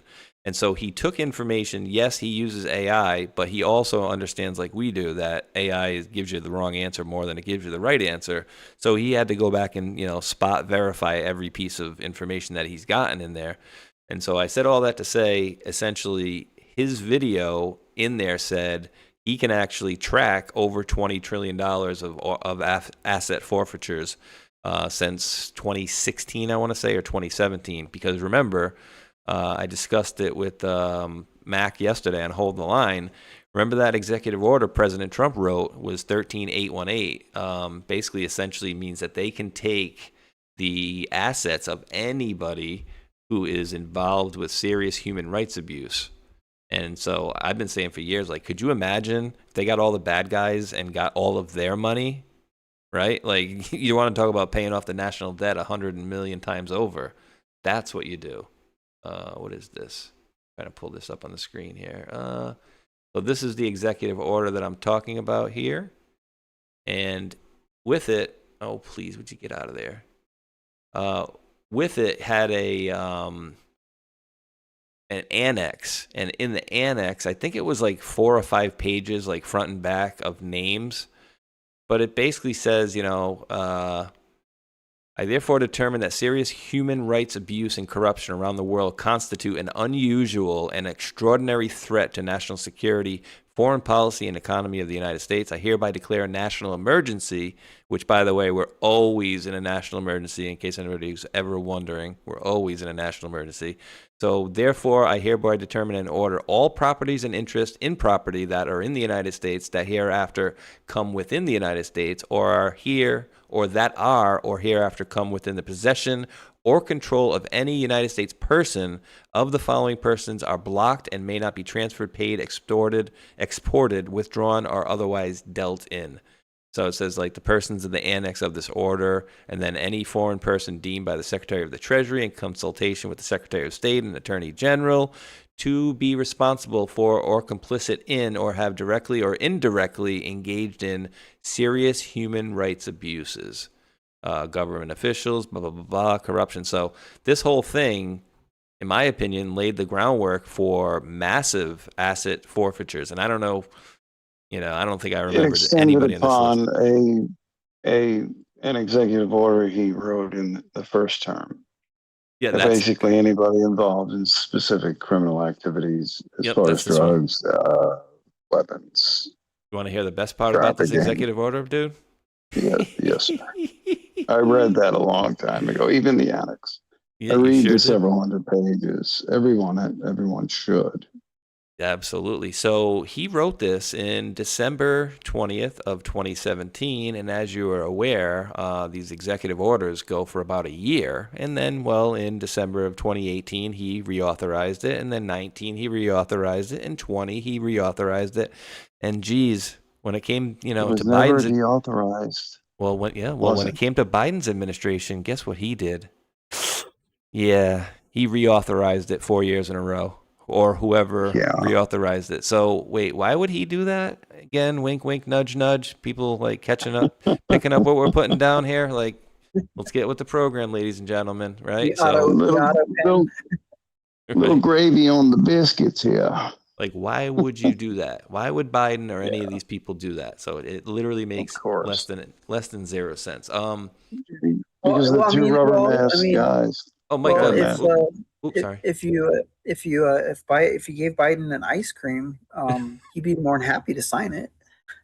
Or have Elizabeth Warren work the auto pen. I got a good clip for you guys. I think you'll get his diaper cleaned out by somebody else afterwards. So more ice cream. Dude, I mean, that was the biggest. I still don't know half of what the hell we saw was going on because it was just super weird. Everything was weird. Just a really quick one here, and then I'm going to show you guys a really fire interaction with Marco Rubio, who torched this lady today for about a minute and a half. It was great. But Nayib Bukele, this is El Salvador's new world-class public hospital. Free for all. What? How's he doing that, guys? How's he affording to pay for hospitals for everybody? Wait, hold on. Didn't they get rid of like all the crime a couple of years ago? And I'm guessing with all that crime, there was probably a lot of fraud and abuse as well. So wow, he seemed to have a lot of money lately. I'm liking a lot this of support, especially from the right organizations. That's awesome. And did you guys hear about this third, what do they call it? Second country or third country rule that they're trying to do?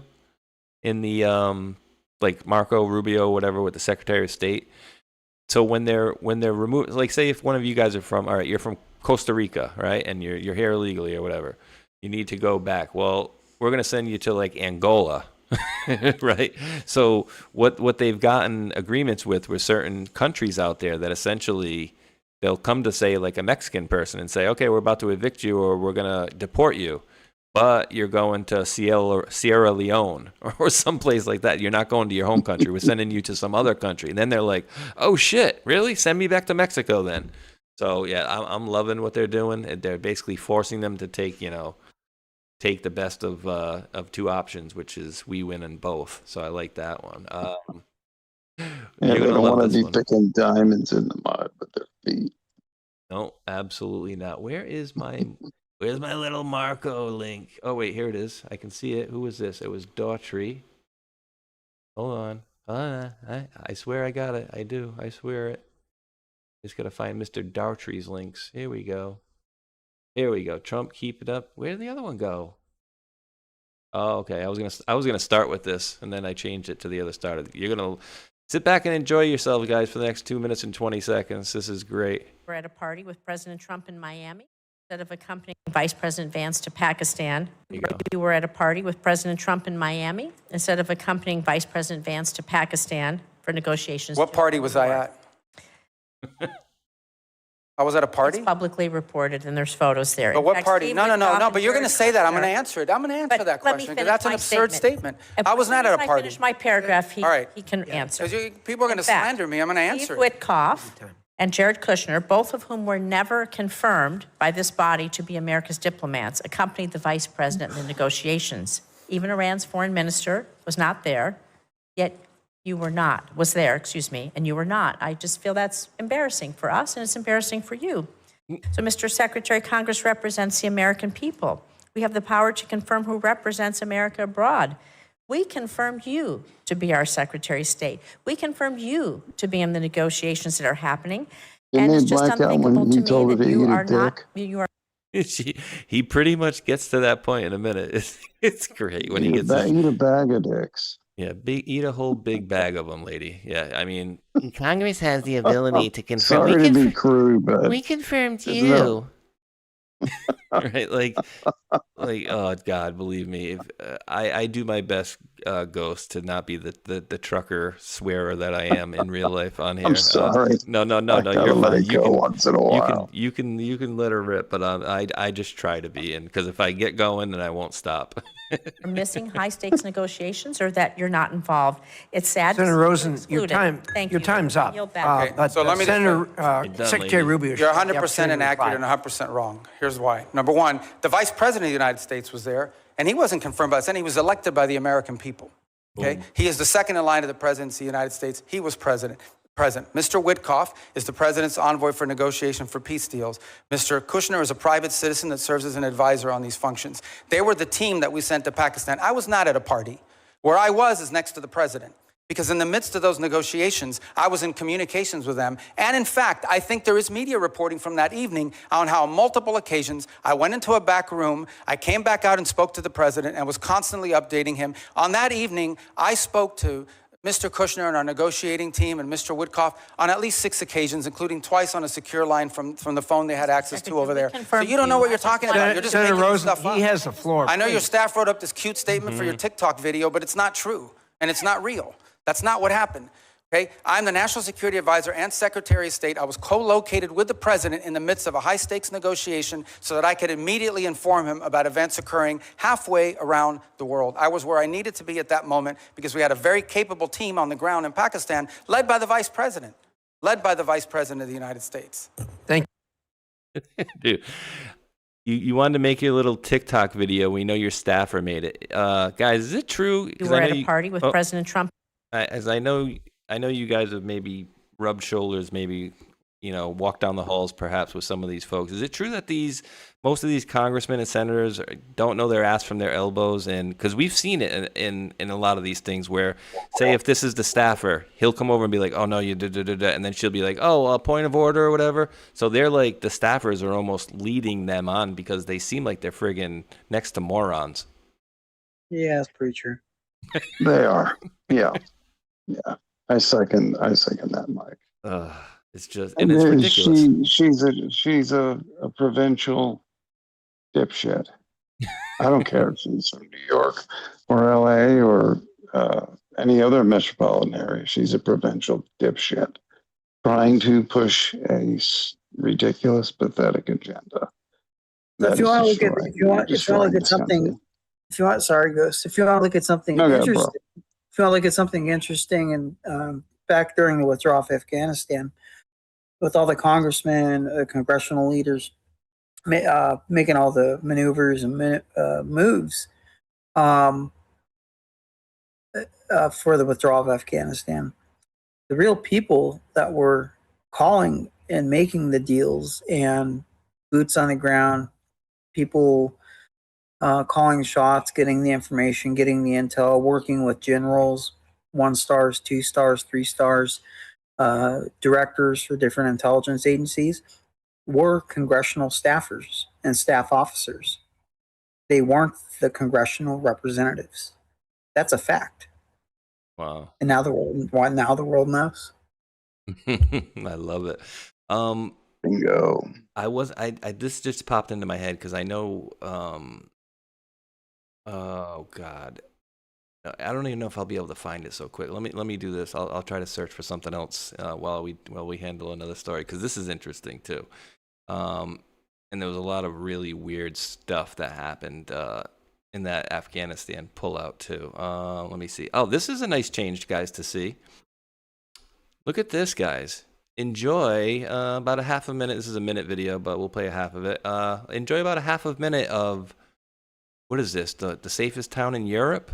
Oh, wait, this is Washington, D.C. Okay, no music. No, we're not doing music. But this is Washington, D.C., apparently, guys. Look at this.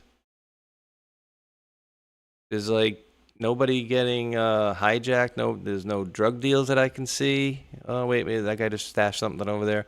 But it seems peaceful and almost like a neighborhood, right? Almost like someplace you'd want to live. Not like the nightmare that it was before last couple of years. That's beautiful. I've never seen that before. That's gorgeous, huh? Beautiful. Well, That happens when you clean it up. I mean, do you see the statue? Remember the statue with the horses that had all the spray paint all over it? Excuse me. They had they fixed up that area the other day as well. So they're fixing all these statues, all the monuments, cleaning up all this fraud. And guess what? Even while they're cleaning up stuff, you still have the other side complaining that they're doing it. I mean, they just don't want to have a decent country, or they want essentially people living in squalor. More about D.C. and President Trump. Oh, useful idiots. Useful idiots is all they are. Useful idiots for sure. That will yes, men. Their bark and their squeak is much louder than. Far proportionally louder than what they're barking or squeaking about. But the squeaky wheel gets the grease, so they give them the coverage. And MSM is a useless propagandist outlet. Imbibe to your measure if that's your thing, but you should know by now it's all horseshit. And the real story you're not getting, never have. We try to give you direction towards that and even direct information towards that on these broadcasts. But of course, they all run into the more exotic levels of just shadow banning and stuff like that. And that's understood. But that's okay, because the right minds we know are listening to this and other audiences, especially your audience. Yes, sir. All right, we're going to hit one more on DC, and then I got a really funny one for you too. I don't think Mike will agree with that. I know me and Ghost will, not with this one, with the next one here, but this is good. And everyone's going out to dinner and they're safe. And we have the National Security and we have the National Guard, and we're going to keep them. I want to, by the way, just in case I mentioned, keep them. And don't lower the number either. So somebody said, are there less? I said, I hope not, but don't lower the number if you don't mind, okay? We're going to surge this summer, too. Yeah. They look great.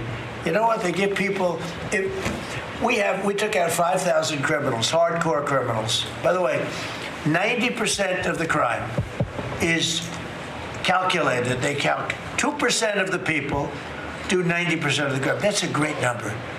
Because when you get rid of 2% you can get rid of. 90% you can't get rid of, 2%. So 2% create 90% of the crime. And everyone's going out to dinner and they're...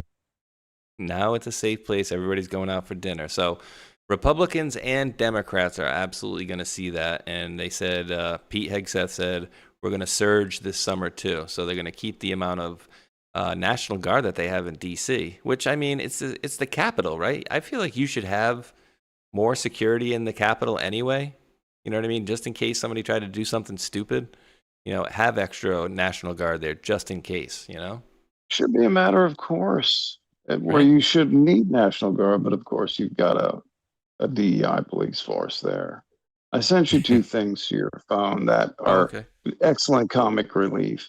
It shows you what happens when you call the ignoble, useful idiots on their bullshit, and then they're the ones who are crying into the into the doorbells, into the police, that they were wrong. No, they were thieves. This is your average liberal, useful idiot mentality in your form. Hold on, I'm sending you a message back too. Hold on. This applies globally, by the way. I don't know. Oh wait, the last one. I meant the last one. Let me see. The last one. Yeah, the top one for sure. Let me see. But this is happening a lot. All right, let me just pull one of them up just so you know there. But the funny thing is they are actually doing this, and so you got a little AI action here, a little bit of AI action. The glitter bombs and all. But they are real. AI helps make the point. This is real. I mean, engineers, I'm not an engineer, but I know the electronics well enough that I could create these things. I'd love to, but nobody ever steals our packages because they know. Oh my God. There's shotguns and other things waiting. Well, I'm gonna actually show you something funny too. What's the guy? Okay.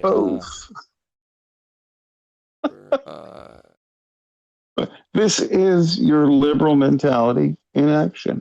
Oh, I've been wronged. I was stealing, but I've been wronged. Yeah, and they do get mad too. They do get mad. I'm gonna get you. Now, ready for this though? I probably will get a copyright strike on this, but who cares? Let's pop it up.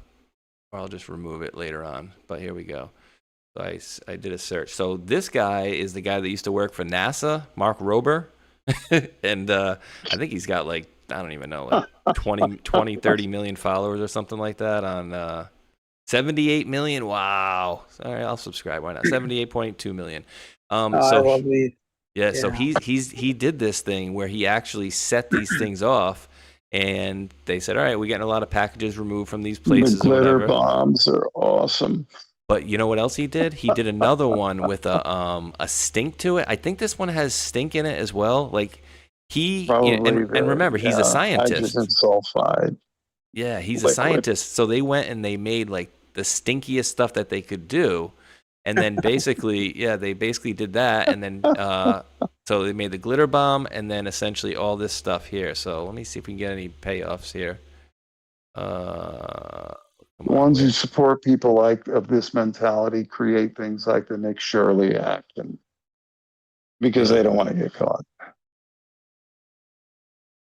See how easy that guy got in that window? He must have like a little porcelain on his finger or something. You see that? He just touched it. Yeah. That's all it takes with the porcelain. The broken spark plug, ladies and gentlemen. Watch his hand. He just literally puts his hand up to it. Is that San Francisco? That reminds me of San Francisco. That one he hit. This side, I think he just touches with his left hand right here. See that? Yep. That was like nothing. Good old spark plug. Yeah, first time I saw that was at a junkyard years ago. The guy's like, you ever see what a spark plug does to a windshield? I'm like, no. Yeah. He goes, yeah, just drop this. He goes, just drop it from like a, couple inches away. I'm like, really? He goes, yeah, all you need to do is touch it. It doesn't even need to slam into it. So yeah, these people do this stuff too. I don't want to get too much of it. Concentrated force. Yeah, but, and the victim mentality, even though they're a criminal, they're the victim.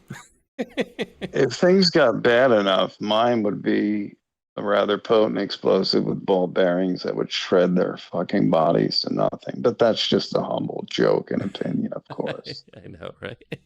Let me see. It would be nice. Rip wires, everything. It's all fun stuff. Let me see. Just texting here. Okay, let me see what we got next on the docket here. And did that. All right. You guys want to see? Let's see. Is there more fraud? Fraud, and more fraud. Like Harold and Maude, Harold and fraud. Here's all the items California fraudster Paul Randall purchased with stolen Medi-Cal fraud money. Over $270 million in fraudulent claims, over a dozen Ferraris, multiple Lamborghinis, a Bugatti, a Lotus, a Kobe Bryant game-worn sneakers, Jackie Robinson baseball card, Mickey Mantle baseball card, 7 real estate properties, 1 mansion in an exclusive area of Orange County with 8 bedrooms and 10 bathrooms. I looked into this and was able to do all this in under 1 year, May 2022 to April of 23, about 11 months. Randall, along with co-conspirators, exploited a temporary Medi-Cal rule that changed during and after COVID that suspended prior authorization requirements for certain medications. They billed for 19 expensive non-contracted drugs that contained low-cost generic ingredients.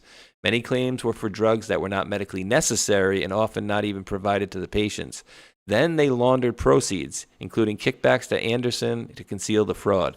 Democrats and California agencies let this happen. They should be the ones held accountable. I mean, guys, we're seeing this stuff like left, right, silly, sideways, everywhere, guys. Like, are we in the quadrillions yet? Because I think we're getting close. I would agree. I mean, look at all the property. All the property this guy has. He says basically, I mean, look at that Mickey I think that's the Mickey Mantle one. If that's the one I think it is, that's very expensive. Game used Kobe Bryant stuff. All these scumbags are just taking an absolute advantage of everybody. And here's Bill Asaley. Listen to a little bit of what he says here. Bedrooms, 10 bathrooms. In other cases, prosecutors believe some of the money not spent on luxury goods is sent overseas. It's much more difficult, if not impossible, for us to trace it or recover it. Investigating government fraud is a priority for Haywood Talcove. He's been warning officials about scams for 2 decades. U.S. taxpayers lose $1 trillion a year to these criminal groups. Where's it going? It goes to Russia, it goes to China, it goes to Nigeria, it goes to Romania. By his estimate, of that $1 trillion, roughly 70% ends up in the hands of transnational criminal gangs. Taxpayers are funding transnational criminals who are using this money for horrible things. Cars, cards, compounds. This is what fraud looks like after it's already happened.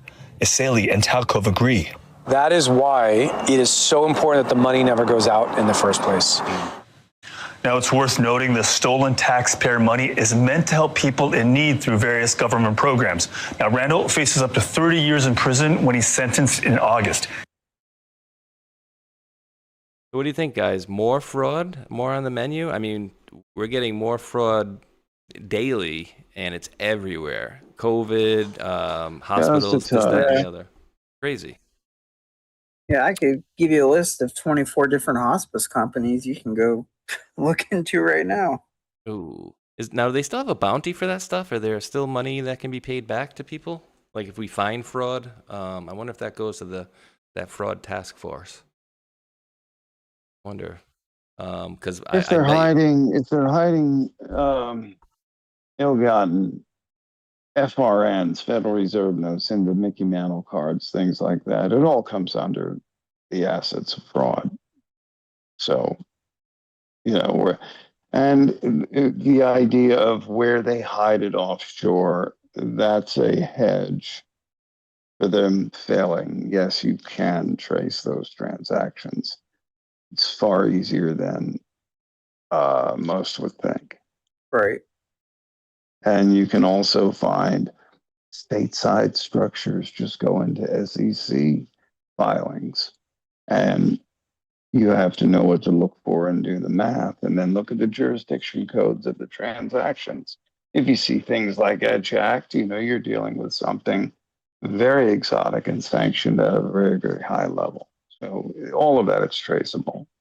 It all comes down to what is your agency or department going to reveal at this time strategically, as opposed to give away the store. You never give away the store. You put out a few things strategically, and then you keep playing the game behind the scenes until you've got every possible avenue, and then that's when you close it down. And usually it's closed down very quietly. But those assets, go ahead, bro. Yeah, there's also a lot of fraud too with the elderly. A lot of elderly that are retired, that have lots of money, saved through, their 30, 40, 50 years of work. Let's just say they saved, $1, $2, $5 million, or even $500,000. some of these people will go do online scams, especially to a lot of the elderly female male victims, to where they're looking for someone to date, go out, someone to find, fall back in love with. And it turns out this person, or the person they think they're talking to, is in reality a scammer from Nigeria, or one of the surrounding countries. And they're like, oh, I just my car broke down, I just need $17,000. And before they give them the $17,000, those two people, they're already in a year-long conversation with each other. And it's almost a cat and mouse catfish game. And so, you have a lot of these elderly people just losing their money, giving these people money thinking that they're in love with these people when they're not. And the very sad portion is they're really just looking for a companion to talk to. And, they're giving these people they're giving people money freely. And when it gets reported to law enforcement, unfortunately, there's not much law enforcement will do or that they can do. And it's a really, and that's another big issue with the ongoing, with this ongoing fraud right now, is the spear phishing portion of the fraud, spear phishing attacks against elderly on what is it, Match.com, Facebook Facebook Match, or whatever the online dating apps are called. These are the new, they're not new, but they're becoming more pronounced, and the more fielded games, to where these people are actually getting money from these elderly people or families, thinking they're talking to a celebrity, thinking they're talking to someone who's working on an oil rig, get caught up by something, with immigration. They need $20,000 to get out. That person sends $20,000. And now that person who thinks they're in love with that person, now at the end of it, they've lost their house, they've lost their retirement. It's truly a sad story. It's truly a sad story. I saw one of those. What was it? I think it was a TV show or something like that, where the guy, it was a woman.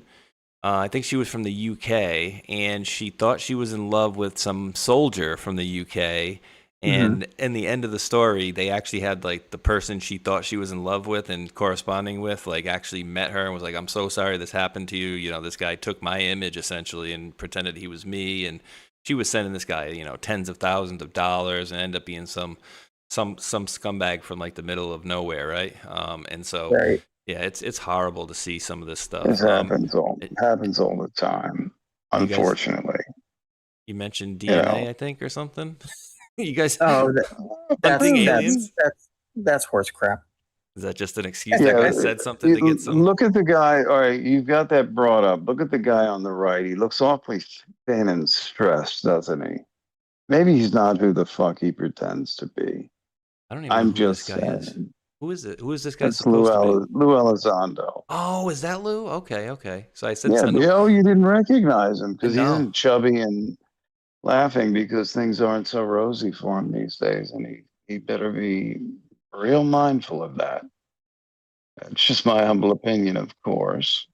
Bottom line, the shitfuckery that's coming out around that subject matter. And let me say this again for those of you who laughed and made light of me saying I'm not JFK Jr. If that's your level of fucking discernment, you're not getting the point at all. So I'm going to continue with this. Here's where discernment comes in to its epitome in the, let's say, overall highest expectations with the general public. you have this man and the To the Stars Academy nonsense. The day that came out, I was asked to review it and give my opinion. I said, well, who's paying these wonk dipshits to do this? And that's what it came down to that very day. The rest has been history. There is an aspect of them trying to play the alien card. How far they're going to get with it, I don't think all the way. Yes, they may appear over cities and they may even kill a lot of people, but make no mistake about it, that's human beings doing that. And it will be if that happens. There's too many cards of desperation being pulled out right now. Diseases, potential pathogens, all of it. It's all being laid out. This guy, what's this in reference to? And then we can have more fun with him. Because I will. Well, she's so this point is they're basically. I didn't listen to this one. I just pulled it up because, and I have other links for it too. But many people are talking about the last few days that I thought it was a CIA guy. I thought it was the guy that with the gold that said it. Maybe I'm getting my sources incorrect, but somebody from the CIA alleged that 23andMe, well, they weren't really, trying to do that. What they were really doing was looking for who the hybrid aliens were in the population. And then I'm like, well, if that's true, then, maybe they got some more with COVID and the swabs with those as well. No, I can tell you that's not true. They don't need 23andMe or Ancestry to know any of that information. If they already have all that information, I'll just leave it at that. Okay. Yeah, I had so many more questions I could ask to that, but okay, we'll leave it at that. No, go ahead, please. Well, no, I'm just thinking, because what you just said essentially is like, well, no, they know how to tell who the aliens are or not. It's basically what you just told me. Yeah. So I'm like, okay, yeah. And so, yeah, long story short, I never listened to what this guy says. It says Jillian's in tears after learning about the hybrid alien programs, which I don't doubt that some of these people would have tried to do. In tears. Yes, of course. Because, look, like Mike said, they don't need the 23andMe to determine that. That's easily determined anytime you've had a vial of blood taken. Exactly.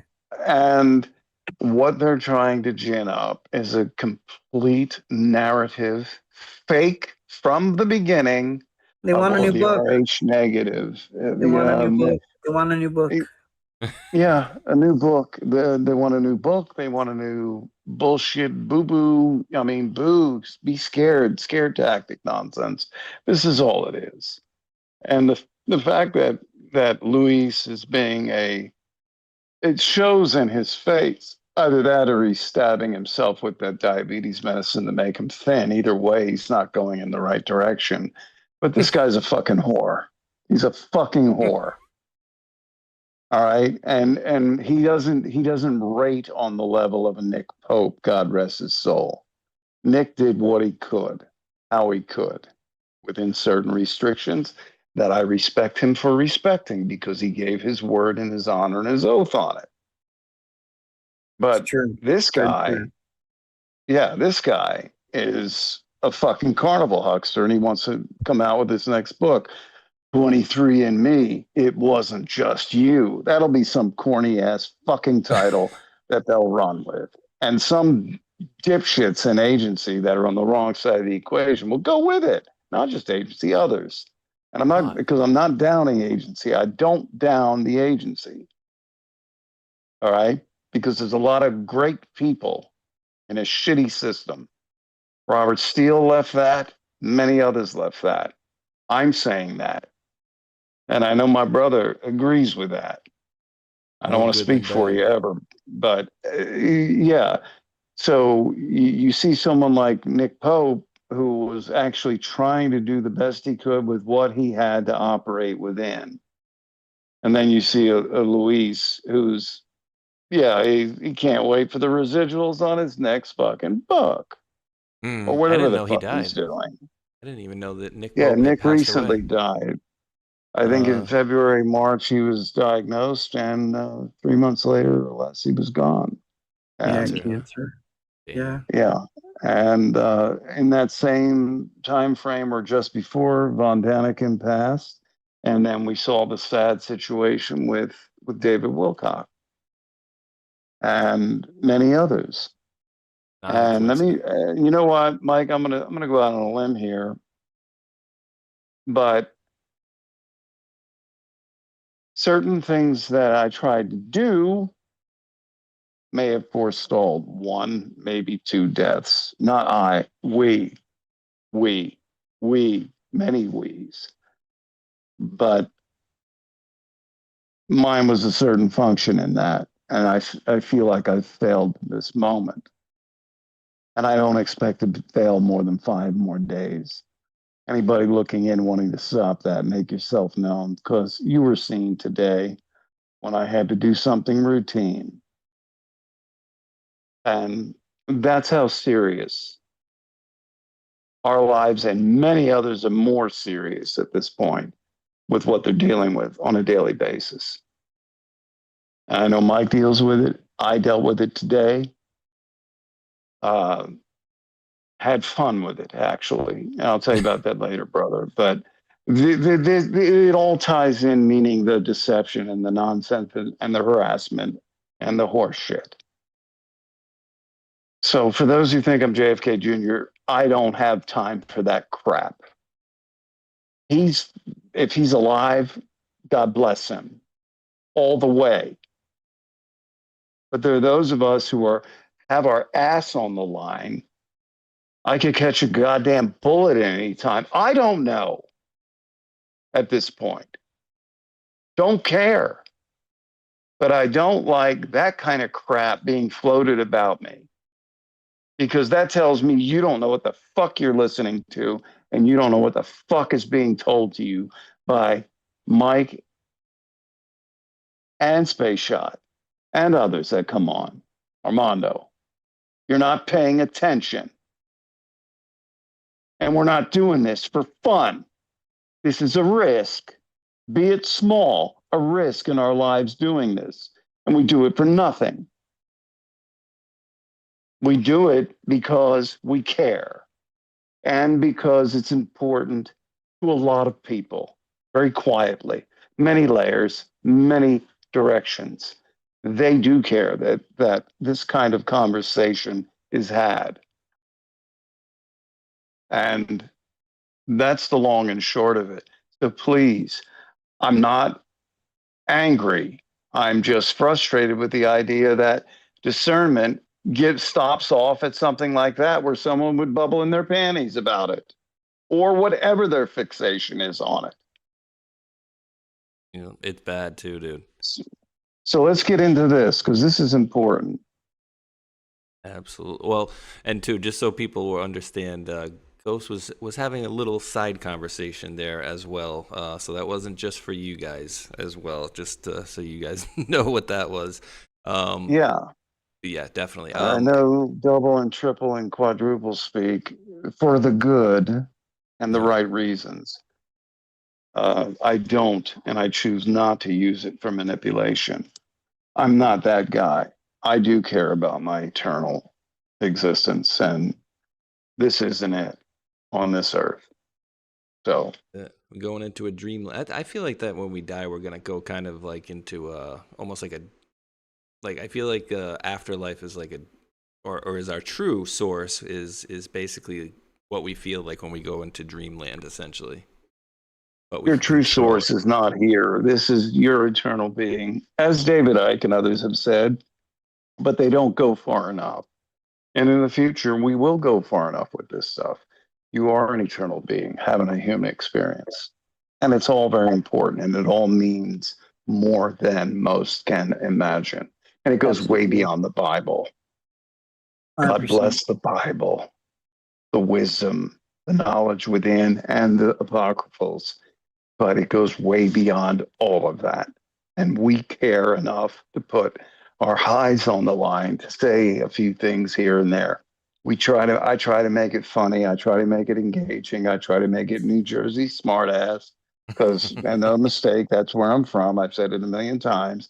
However, it's more important than us, and it's the most important for us to do for all of you that would take the time to listen and tune in. And thank you for that. Beyond measure. Thank you. Absolutely.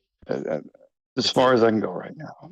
Oh, no, that's good. I don't want to get choked up or emotional, but oh, believe me, I got you, brother. And there's a lot of craziness that we have to entertain over the years. But I mean, when somebody sits there and tells you they're not somebody, it would be like the worst thing to do is like if you're in hiding to go out on podcasts on a regular basis. So yeah, I think we got the gist of that. But did you guys hear also that they found another? I think the last name was Casillas.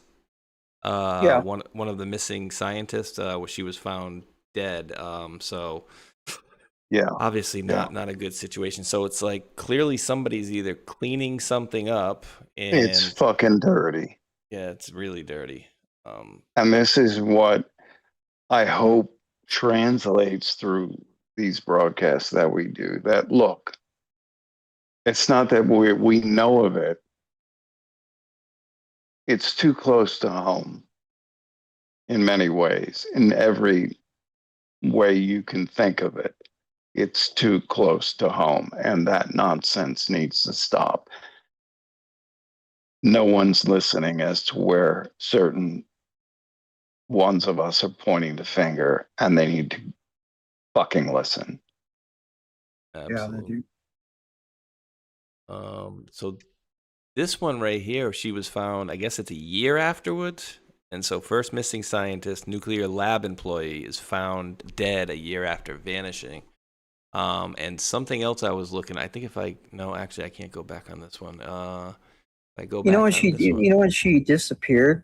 She only disappeared from the person in front of her about 5 to 7 feet. Really? Yeah. Oh, wow. First person looked back, she's gone. She was zoomed. Now, Mac brought this on to the show yesterday.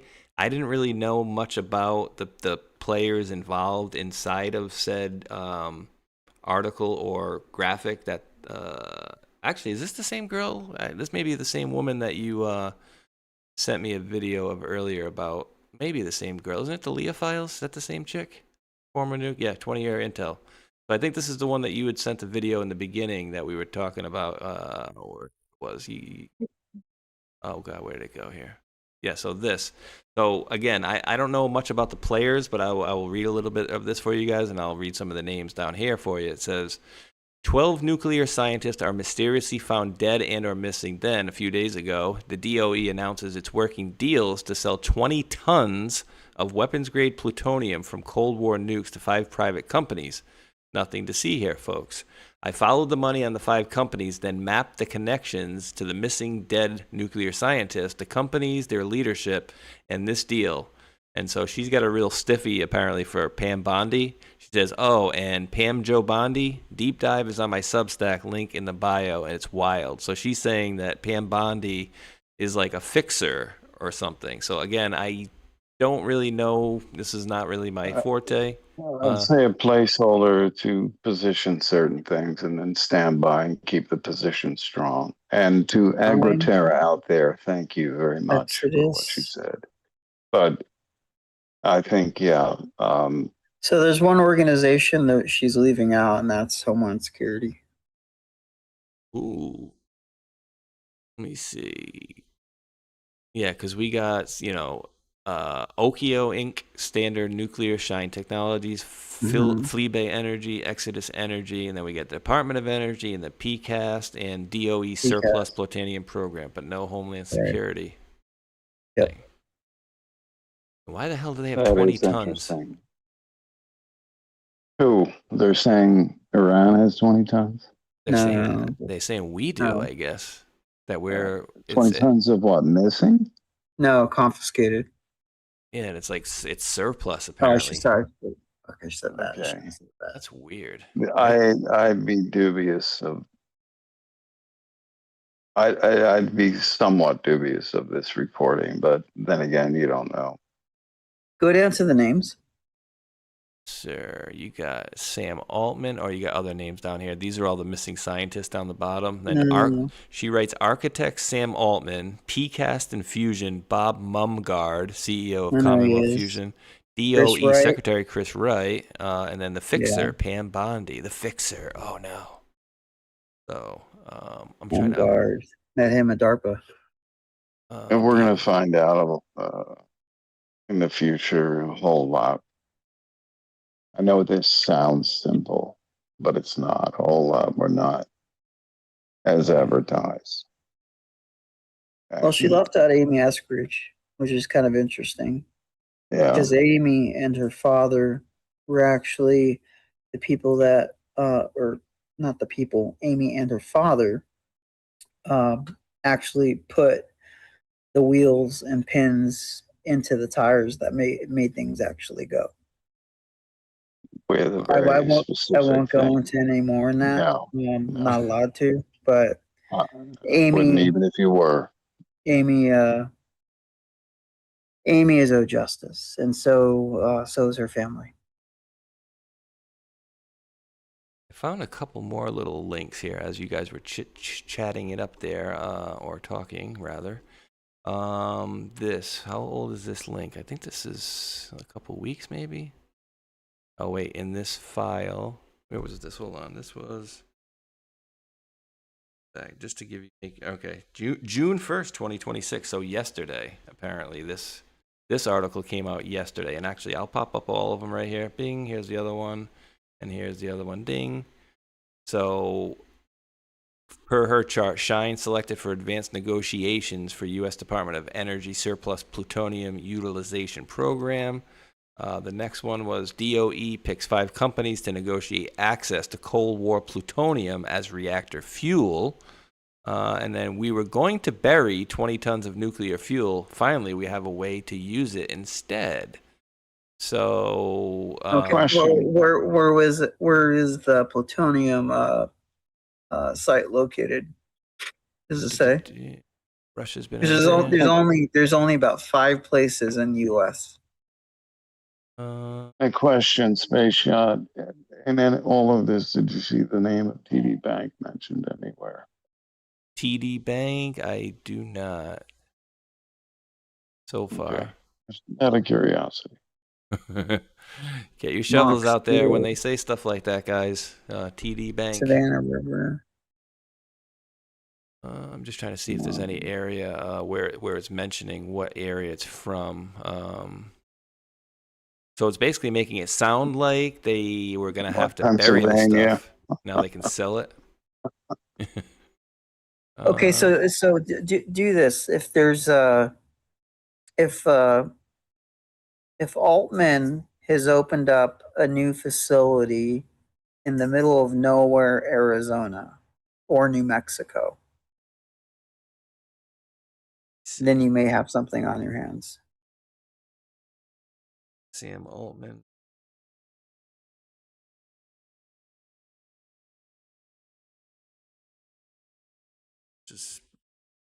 I mean, it's going to be the middle of nowhere, Arizona, middle of nowhere, New Mexico. It's going to be a hazardous materials waste disposal site. Nevada in there at all? Yeah.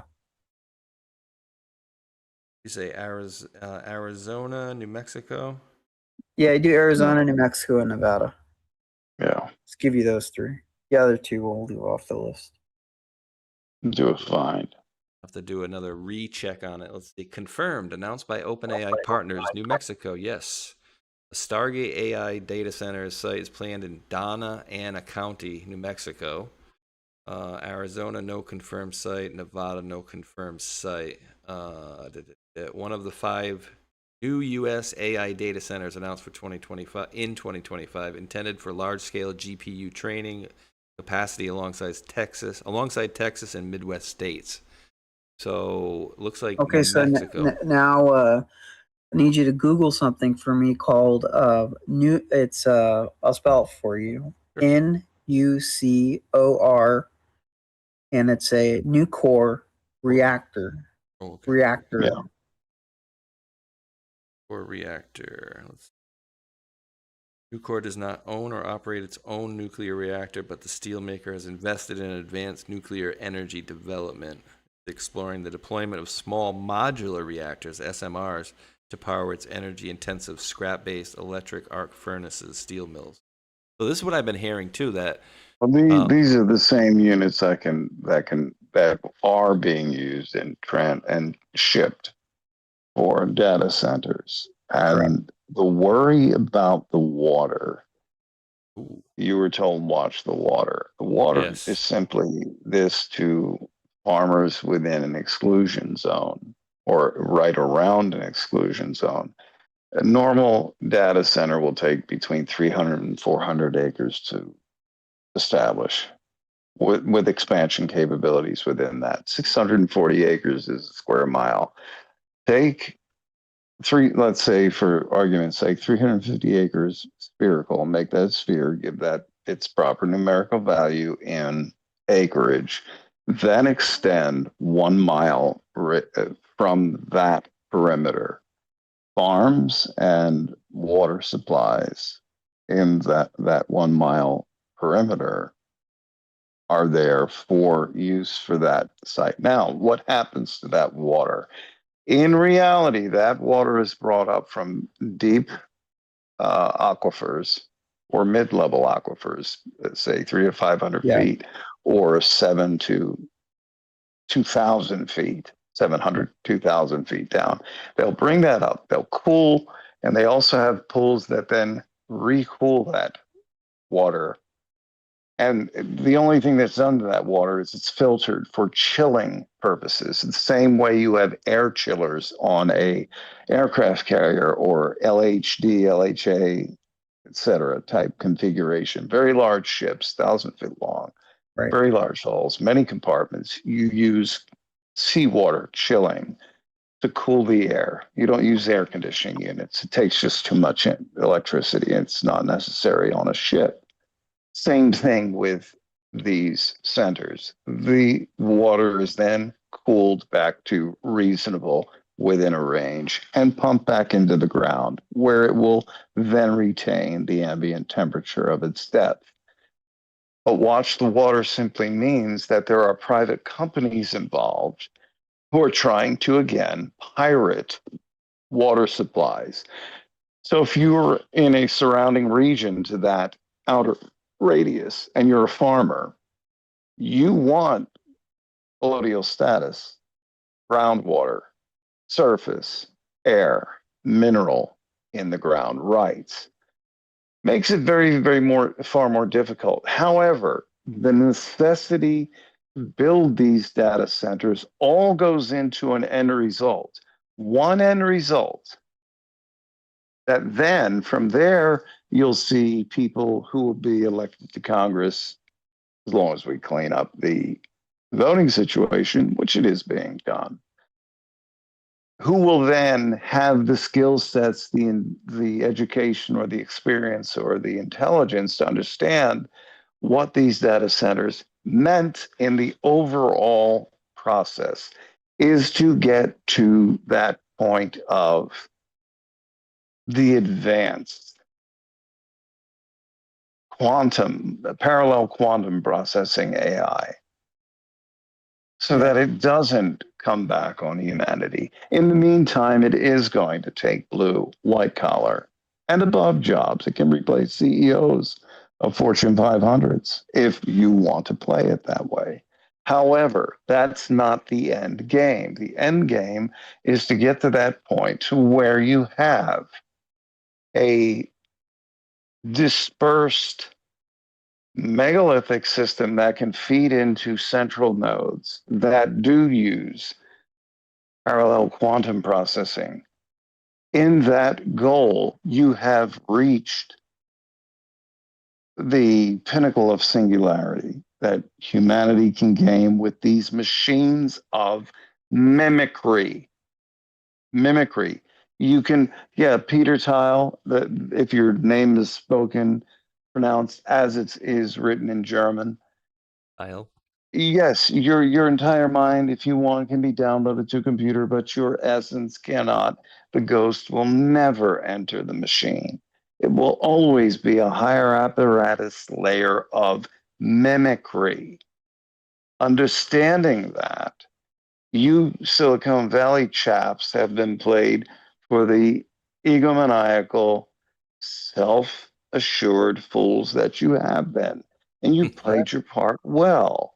But once that point is reached, that means techniques that we do not even have in development, utilizing light and vibrational technology that does allow atom by atom, molecule by molecule, perfect alignment, layering of materials in the billions of combinations that give you all types of amazing physical properties and properties within physics that allow for so much to be done, such as a little dome that sits on a desk that can power an entire city the size of New York.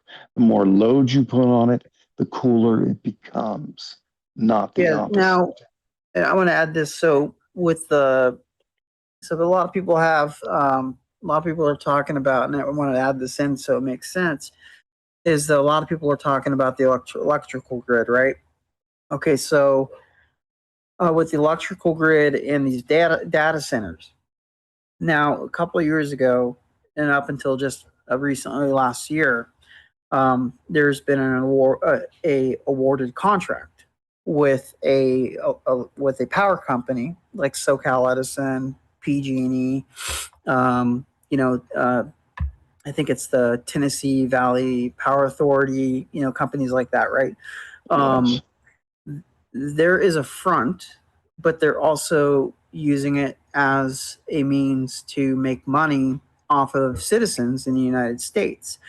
Now, the company in call is called WSP. And if you want to pull it up, Spaceshot, it's Are they heavy in New Mexico as establishing? I'm sorry? Were they heavy in New Mexico in particular as establishing themselves and their? They're heavy all over. I won't give the name of the sites or the locations. I'll just give the overall. So WSP Power out of Canada has a contract with all these data centers. WSP and Power Engineers Inc. is managing and controlling all of the logistics and operations for these data centers, for these power crews to come over, for the linemen, whatever, the construction people will come over, pick up equipment. And WSP is managing a shared electrical contract to where that power, the electricity is going to and fro. So it's all North American based power. So it's all based in North America, from Canada to the U.S., back and forth to these data centers.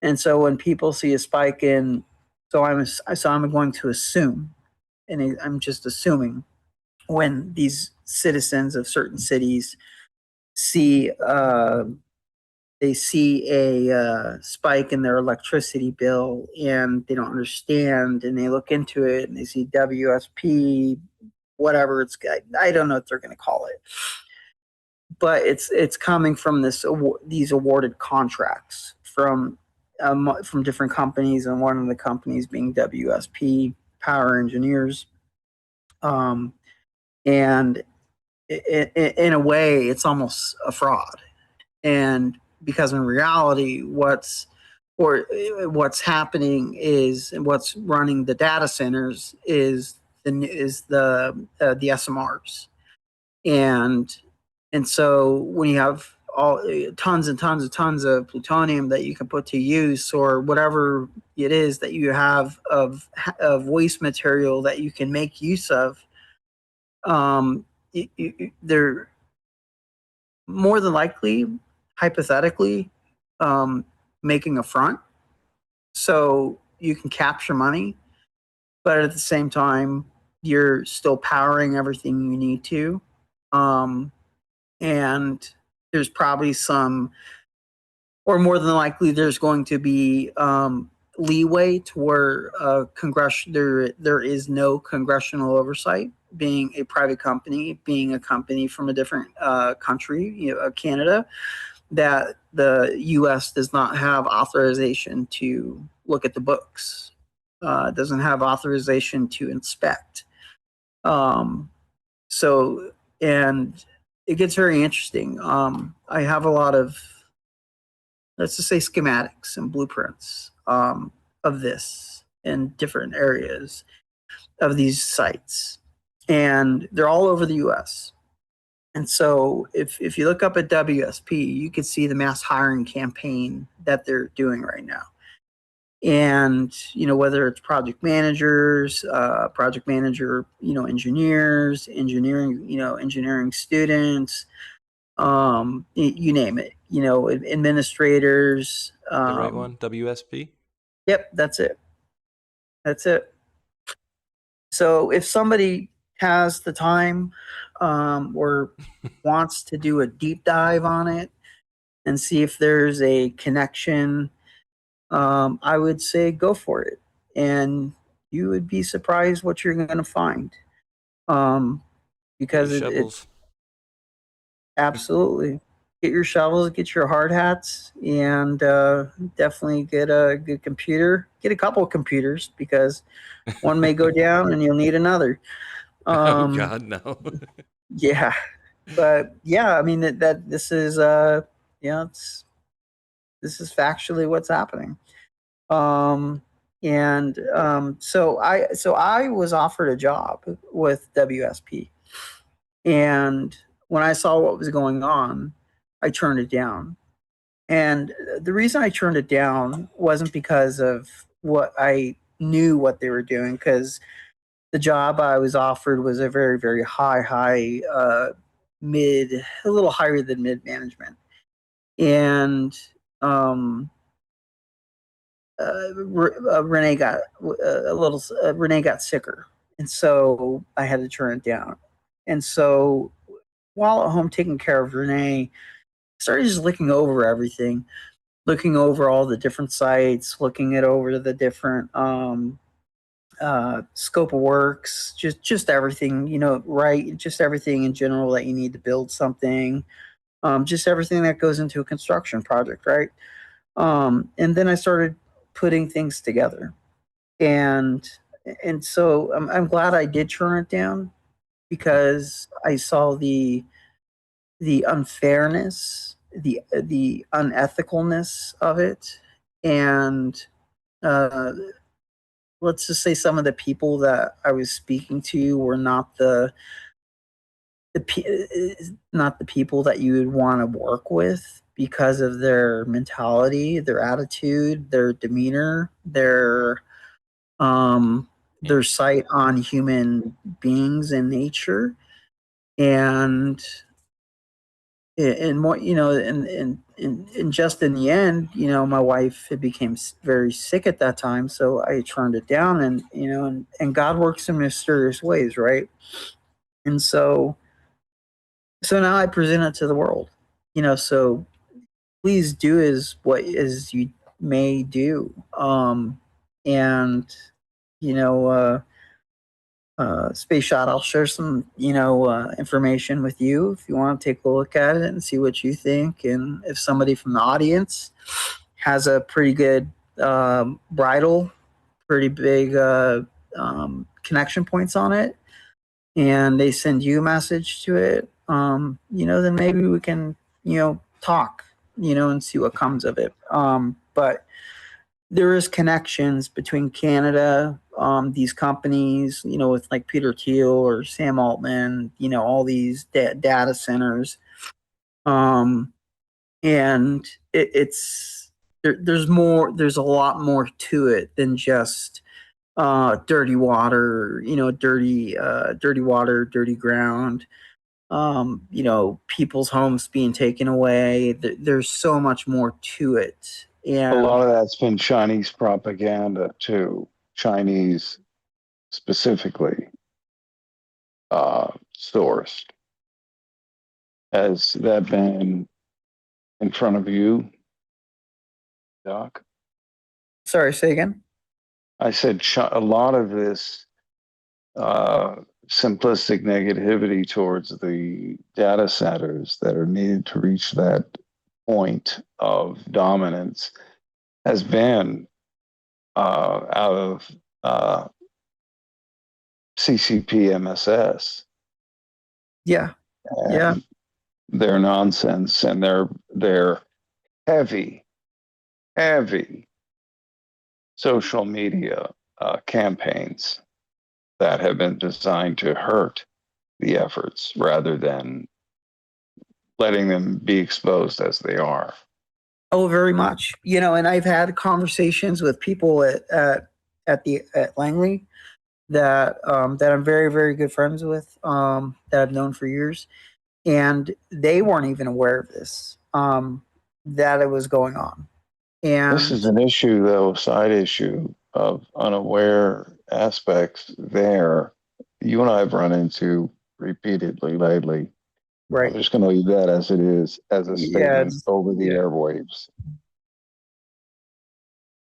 Yeah, so, you know, if someone out there wants to do the legwork on this, you know, you can have the notoriety for it if you want to be the one you're the journalist who breaks ground for it. Have at it, you know, because in the end, my wife's sick. I'm taking care of my wife. But when I put two and two together, I saw what was happening. I saw what was transpiring. I saw what they were doing. And it's not right. And in a comparable, to compare this like to the Medicare fraud, the Medicare fraud would be like the Medicare fraud got their glasses stolen out of their car and reporting it to the police. And this would be in comparison to something 10,000, 100,000 times greater. Oh, yeah. Did you not like the fact that this guy is trying to play himself off like Paul McCartney? Every time I look at that guy, I'm like, it looks just like a weird Paul McCartney looking dude. But yes, definitely, guys, take that information for sure. And actually, you know, when I host shows, it's I don't know, it's difficult sometimes for me to retain some of the information. So I already marked the marker spot. So like 2 hours and 35 minutes, I'm gonna go back and re-listen to this a couple times, and then I'm gonna have my shovel Paul ready. McCartney's son. No, just kidding. Well, remember I showed you guys. Did I ever show you that one? The Paul McCartney's childhood home, where they have the groundskeeper who looks like a spitting image of Paul McCartney but aged. No, I don't know. Now we're getting into John Mappin territory. Oh, no, but this, you know, I'm not going to say he's, you know, whatever. But do you remember his wife? I forgot did she have like one leg or something like that? But the wife said something. Linda, yeah, a car drove off a small side road and hit her, and she lost one of her. I don't know what she left her right lower leg. Is this the one? Let me see. At one time, it was probably just some drunk son of a bitch in Manchester. I mean, the weirdest thing for me though is like when I went and saw this video, which of course for some reason it's not on the tube anymore. Oh, here it is. I'm just gonna show you a quick clip. So tell me, guys, you know, what do you think? And honest opinion, because you know, say, hey, Mike, you're 100% in the wrong direction. He looks nothing. Where are we going with this? Right, just do it. Let me see. Here we go. Ready? All right. Ding. Now watch this. I'm going to let it play a little bit too. All right. I don't know if he talks. Yeah, I think he's talking a little bit here. Let's see. But it went on the blink a few months ago.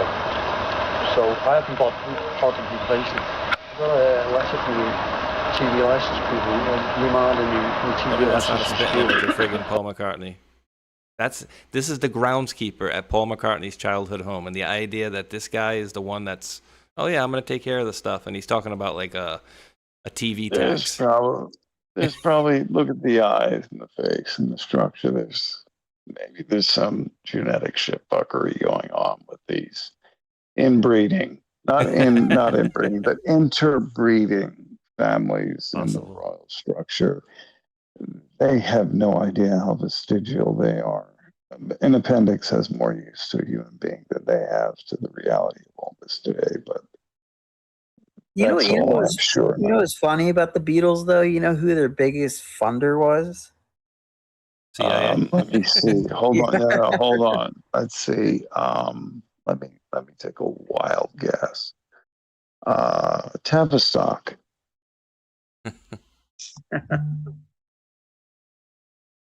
Right or wrong? Trying to talk with that nasal Manchester Liverpudlian accent here. I love the British accent is plump. It's very nice. It's well, there's a million of them. I mean, it's like New Jersey. You go 5-10 miles and you have a separate accent in New Jersey.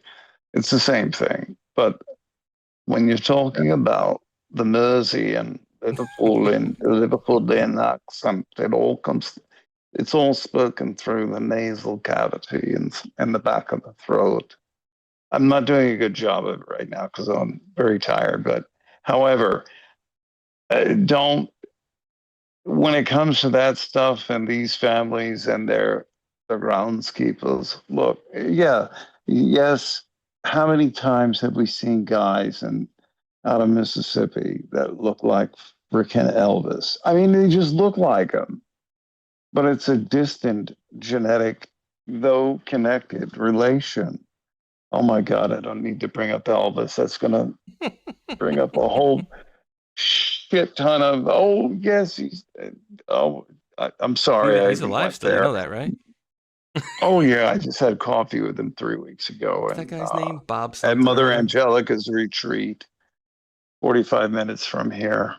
This is Bob something or other. No, but there is some dude that people are trying to say is like Elvis. Bob's your uncle. Bob something or another. Bob Joyce. Rob Joyce, right? Rob Joyce? Yes. This one says Bob. I mean, I don't know. Let's see. I mean, even had my former buddy who disappeared on us, brother Jim Caviezel, who I got him the information to go see the man. Please, audience, don't make anything more of that than it is. It's not. It isn't. It really isn't. It isn't. This guy. Yes. Yeah. What do you think? Do you think does he have the moves like Elvis? What are you going to bring up now? Oh God! Don't tell me that they're his putting a video voice though is amazing. Do it. Yeah. But look, they're putting this out to show like look how good his moves are, and I don't even think you can see his whole body when he's doing it. Oh, well, yep, that's Elvis, guys. Absolutely, that's him. The case cracker. Yep. There it was, half the body. And in 240p. Oh, you had to do this Spaceshot, didn't you? Yeah. I'm gonna send an open air message to a man that I considered, everything between us was always brother on the level, straight as can be, and that's Jim Caviezel. And no matter why he did what he did, when I and this beautiful gentleman with me here on this show did all we could to protect him at a level that I think scared him, his handlers, which are just entertainment handlers, and why he disappeared. And then listen to the counsel of others that are, oh my God, talk about fork-tongued and magnificent at what they do, because that's why you go into those realms of work. No, Jim needs to understand that we were the ones protecting him. We were the ones defending him. And I don't care if fucking those Hollywood rags get a hold of this. They can kiss my ass. They won't get to me. And if they try, they'll find themselves buried. But the bottom line is, there's never been any ill feelings. There's never been anything negative. There's never been anything other than his interests and protecting him, because he is a gifted, brilliant, and inquisitive and curious and God-serving individual. And when he walked into certain areas that he did need protection with, he didn't understand it. Great actor. And we were there the whole time. And the response was not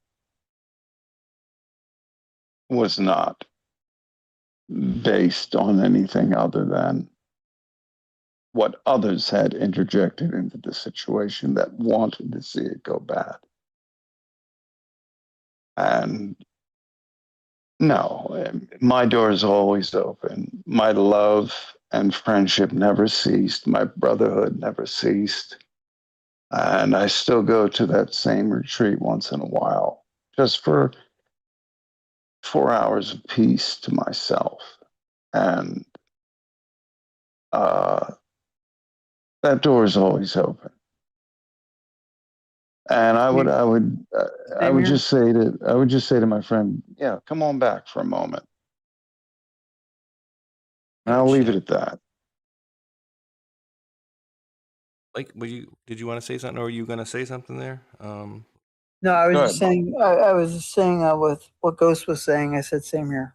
Same here. I'm writing this number down right here. I got on the screen 32. Yeah, it does apply to both of us equally, not 1 billionth of a millimeter different. It was loving kindness and simple continuation of wanting to protect a man in a very unique and sick position as to what people do with celebrities in this country and other countries. And that nonsense needs to come to an end. And people need to be seen for what they can offer. But yeah, let's leave that. That's a subject for a different day when you're talking about the producer structure out there from corporate to independent. They all need a good ass fucking, in my humble opinion. Okay, that's all there is to it. They all need a good ass fucking, in my humble opinion, that they can never recover from. And someone might like all it, though. of That's this. The problem. Well, if they like it, that's fine. It's their death knell. But the rest and their attempts, again, somewhat ego-driven. They should have been guided better. And eventually, I do see it coming that way, because that's the way human events will play out over the next 2, 3, 5, and 7, and 10 years.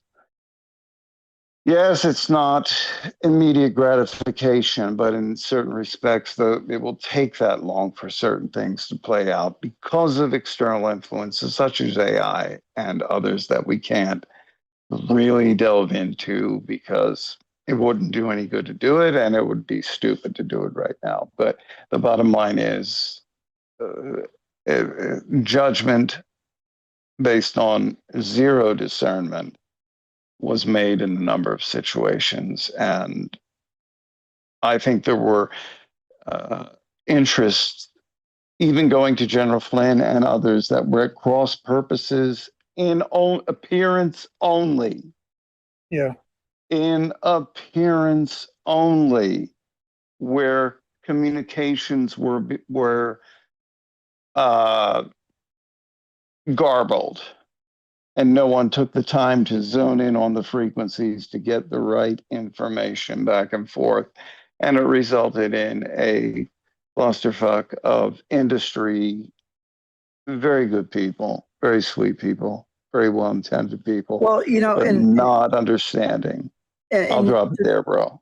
Yeah, to talk about General Flynn with what you're talking about with Colonel H and Major S while working on that. Yeah. We were working in direct correlation with President Bukele and his Secret Service and his staff on the entire event. And including RV, all of it. And more. Yeah. Yeah. Yeah. And President Bukele, I believe it was 3.5 weeks later, had responded and asked, what had happened. And we responded to him, let him know. And he ceased and basically stopped talking to everyone a part of what was happening on that side of the house, because he with the evidence at hand, and he had his investigators look at it, his intelligence people look at it. They took it through a fine tooth comb, and they saw for what it was, and they just said, no, it's nothing. It's not going to happen again. It's not going to go it's not going to happen again, and we're not dealing with these people anymore. And I'll just leave that there. Yeah. Interesting. All right, boys. Yes, another 3 and 4th level drop for the audience and for others at the same time. For some folks that are listening in there. All right, guys. Well, we've been going for about 3 hours and 15 minutes, and I didn't want to hold you guys too long. But also, I did want to also note, I want to thank a couple folks in the chat for a second here. I did put this up on the screen, and I'm going to order this. But in a general sense, Ghost, Mike, or whatever, Ghost, doesn't matter. Isn't generally a paperback cheaper than a hardcover book in a general sense? I just thought that was weird.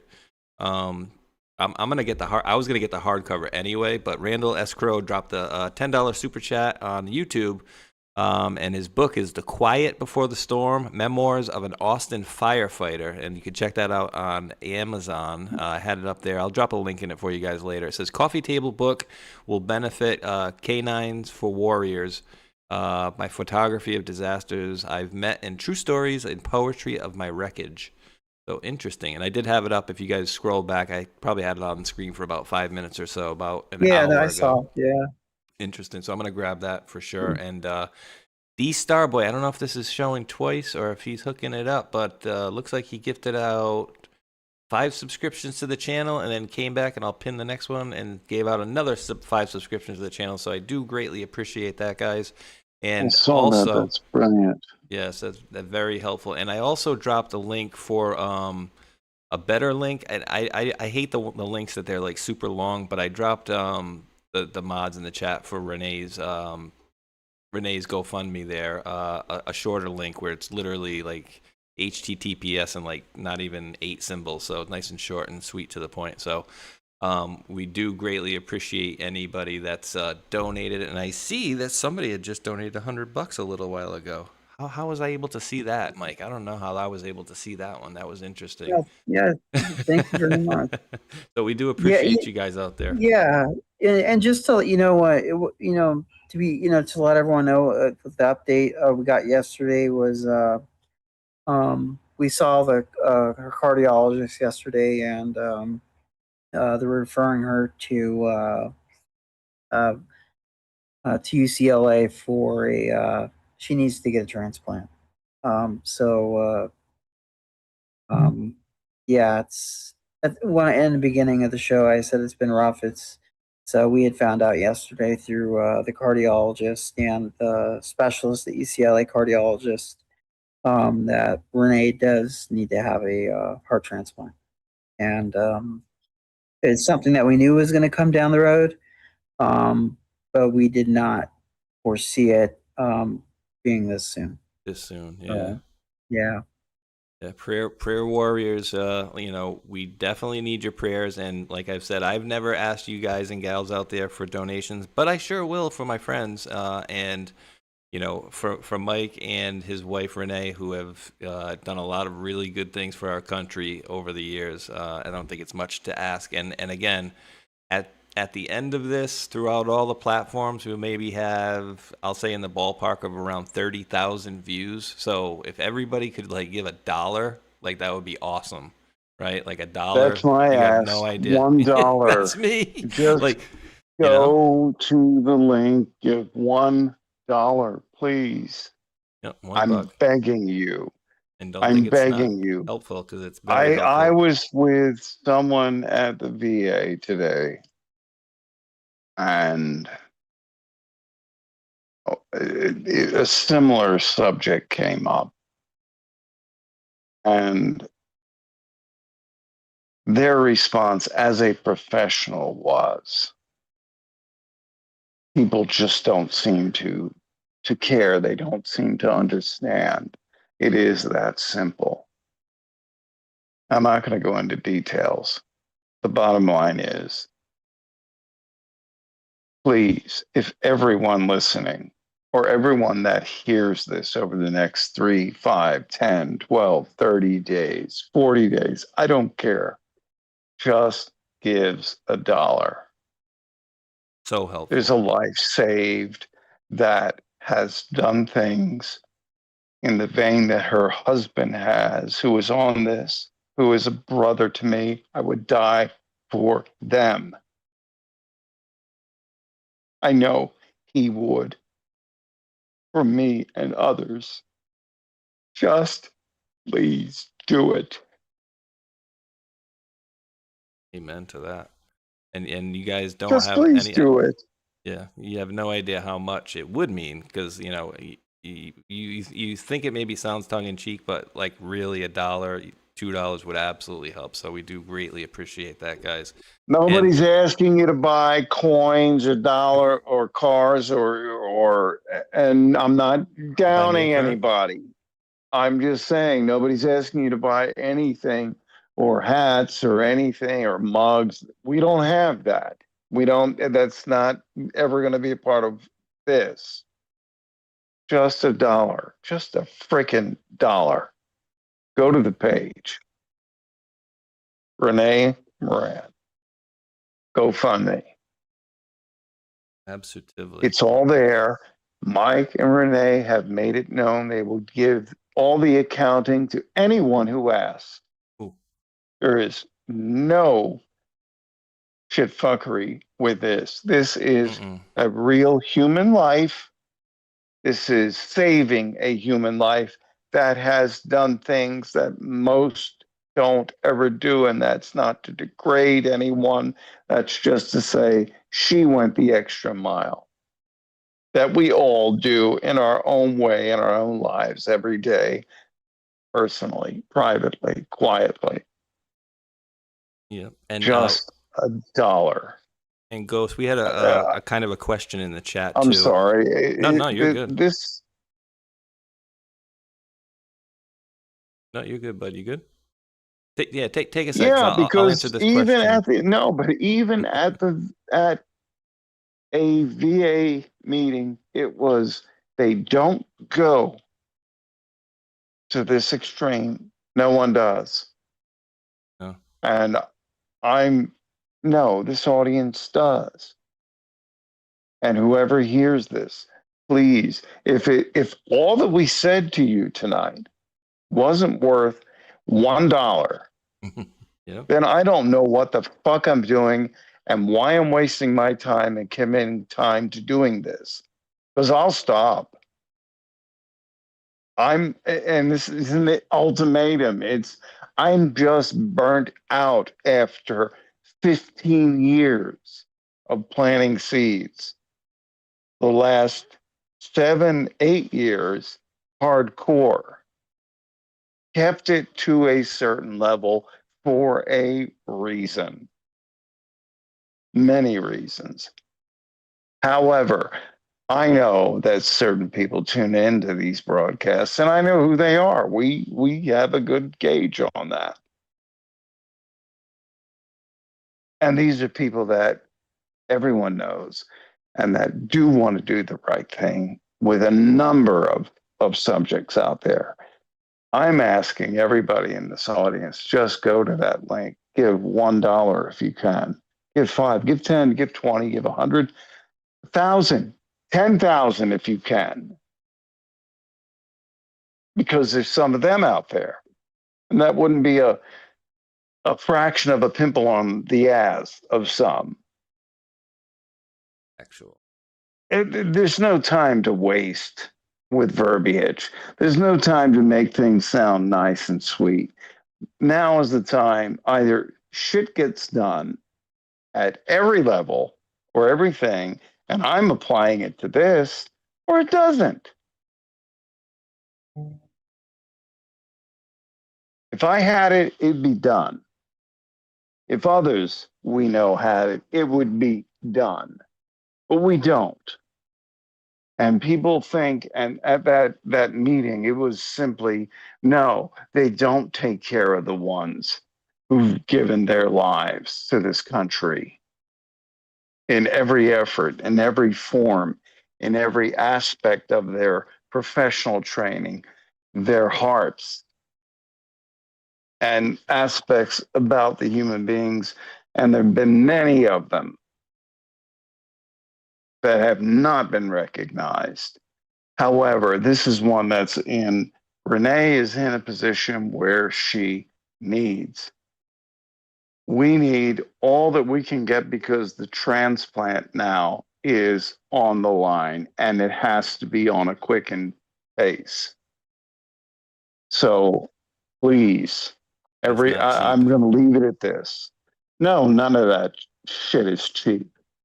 Nor the medications, nor the other therapies, the adjunct therapies that go along with it. None of it's cheap.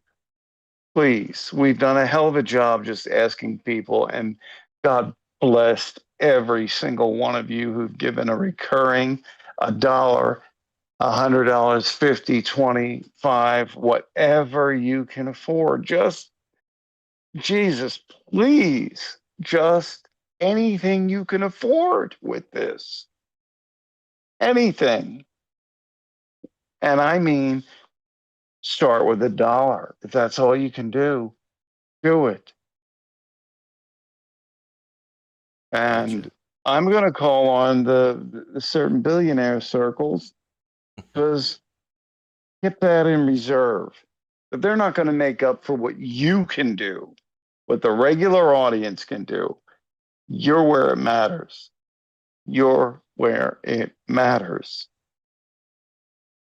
And there's no other way to say it than that. So $1, $3, $5, whatever you can do, everyone listening to this and who will listen to it in the next month or whatever, just please do it. You'll be saving a life that has given life to other people so many times. And all right, I'm done. Please just I appreciate it, bro. No, and there was a question in the chat, and it looks like they just sent it over anyway. So, but just I know we have a lot of people that are always trying to stay anonymous. But the first thing they ask you when you go on here is, don't sell my information, keep it private. So you can donate, guys. So if you see people here, I'm pretty sure this was me right here, 28 minutes ago, roughly. But you can do it anonymously, and then so who was it in the chat? Yeah, I appreciate anonymity beyond anything, and I know others do. So do it anonymously. Just do it that way. That's all it takes. Absolutely. It's as simple as that. Dragonfly62 in the chat dropped $100 Rumble rant. Says, "Hi Spaceshot, great show. Says $50 is for you, and can you give the other 50 to Mike's wife's GoFundMe?" Absolutely, but of course I'm gonna give more than that. Absolutely, I will take care of that, and thank you. But just so you guys do know, they can, you can give that money anonymously, and you see a few people. One person gave a monthly of 117, which is awesome, and that's anonymous, and this is anonymous, and so. Good people, guys, great people that have done great things for our country. And so again, the whole thing about don't even get me started about celebrities that are passed away, but they buy them a $4 million ranch and this, that, and the other. This is for good cause, and like Go said, to save an amazing person's life. So we'll leave it at that. I'm sure the actor was fine. I know who you're referring to, but he didn't, and none of them contributed to this country what this woman, this man have. And I know I can judge that and speak of it 1,000% over and over. So please, just $1, $3, $5, whatever you can give, just fucking do it, please. We do appreciate it, guys. It's a critical time with what's been learned over the past few days.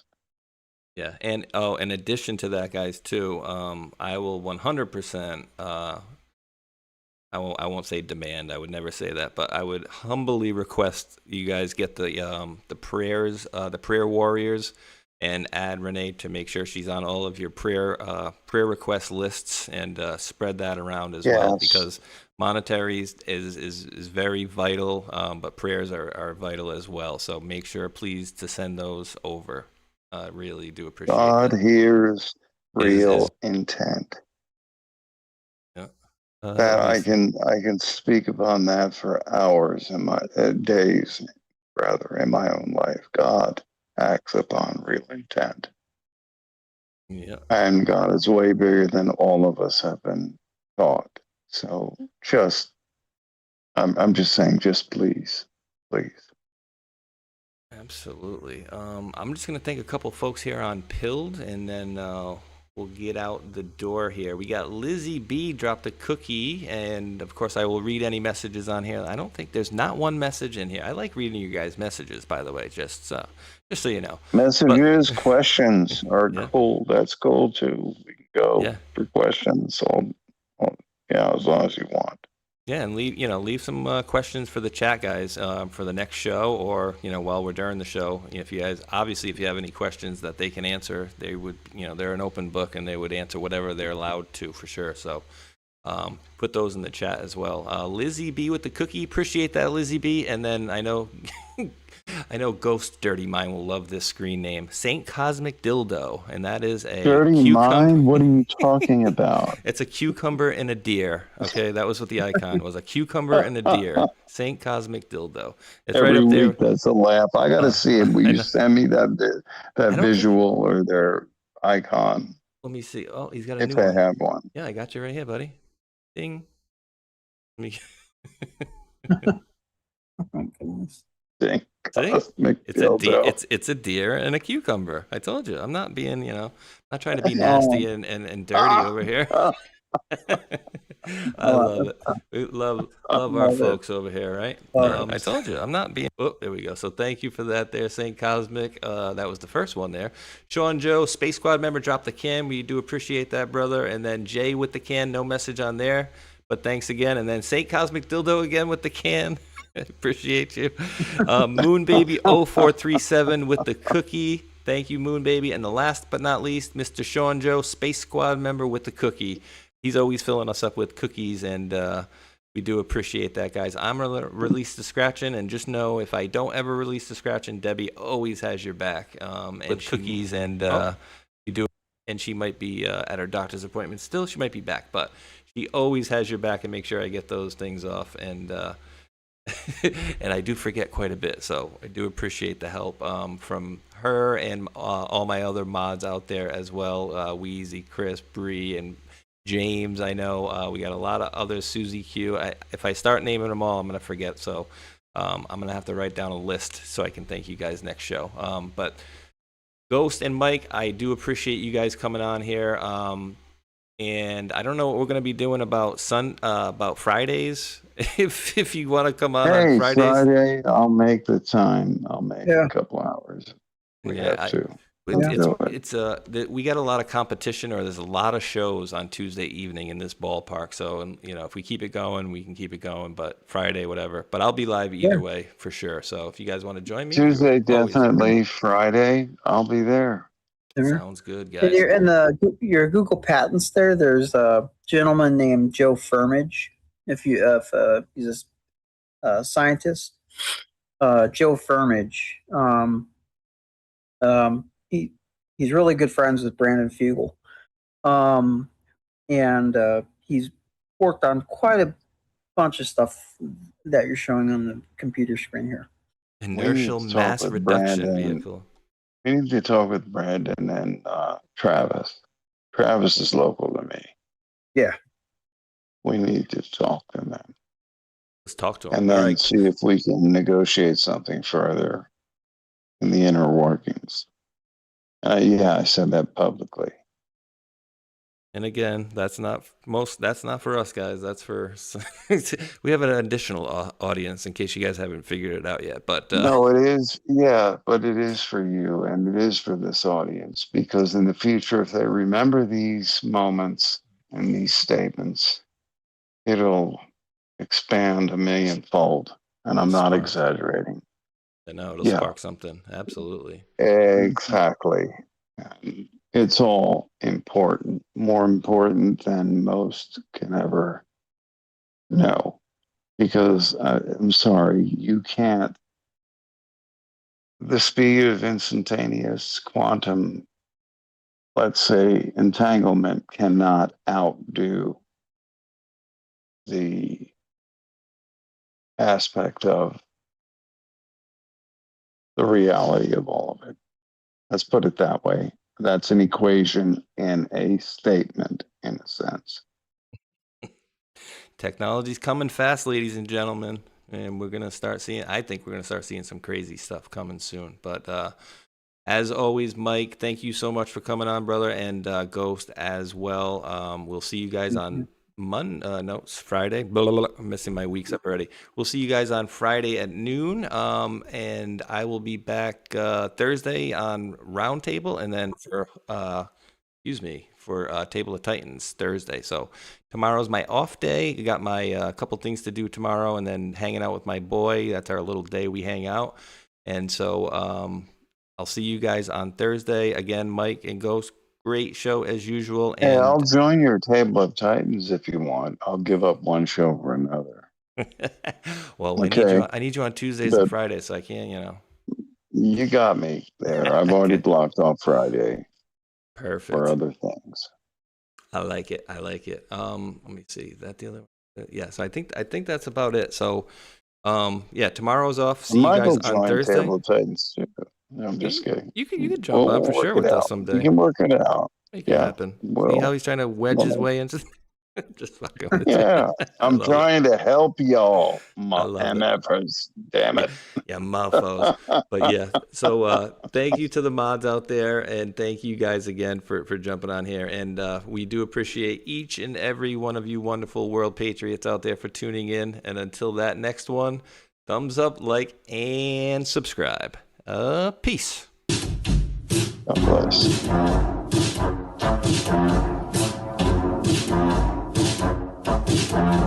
Hello, guys. Something special is happening in here. That's right. It's brackets and jackets. Bringing it back, but brackets and jackets. Special Epstein Island edition. That's right, folks. Epstein, Jeffrey Epstein, the man with the island, which is suspiciously close to Haiti. That's right. You see, this man, Jeffrey Epstein, is funding lots of people. He's funding lots of people on the street to make sure his shit doesn't get out. That's right. They want the record sealed. And they're paying a lot of people. Epstein's paying a lot of people. Oh boy. For one, he's got a whole Mossad media matrix in America.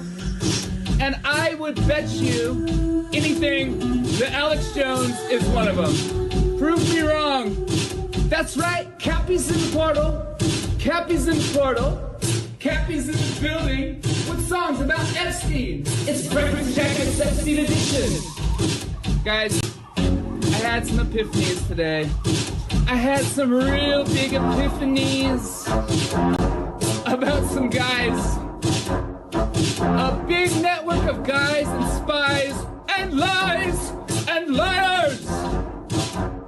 All right, think about this for a minute, okay? The guy in Portland, the scientist that just got busted for producing CP, that guy is 1 degree of separation away from Epstein. Epstein, the investor that lives in West Palm Beach, Florida. I know a guy who lives in West Palm Beach, Florida as well. Investor as well. Also involved as well. And all is not well with these guys.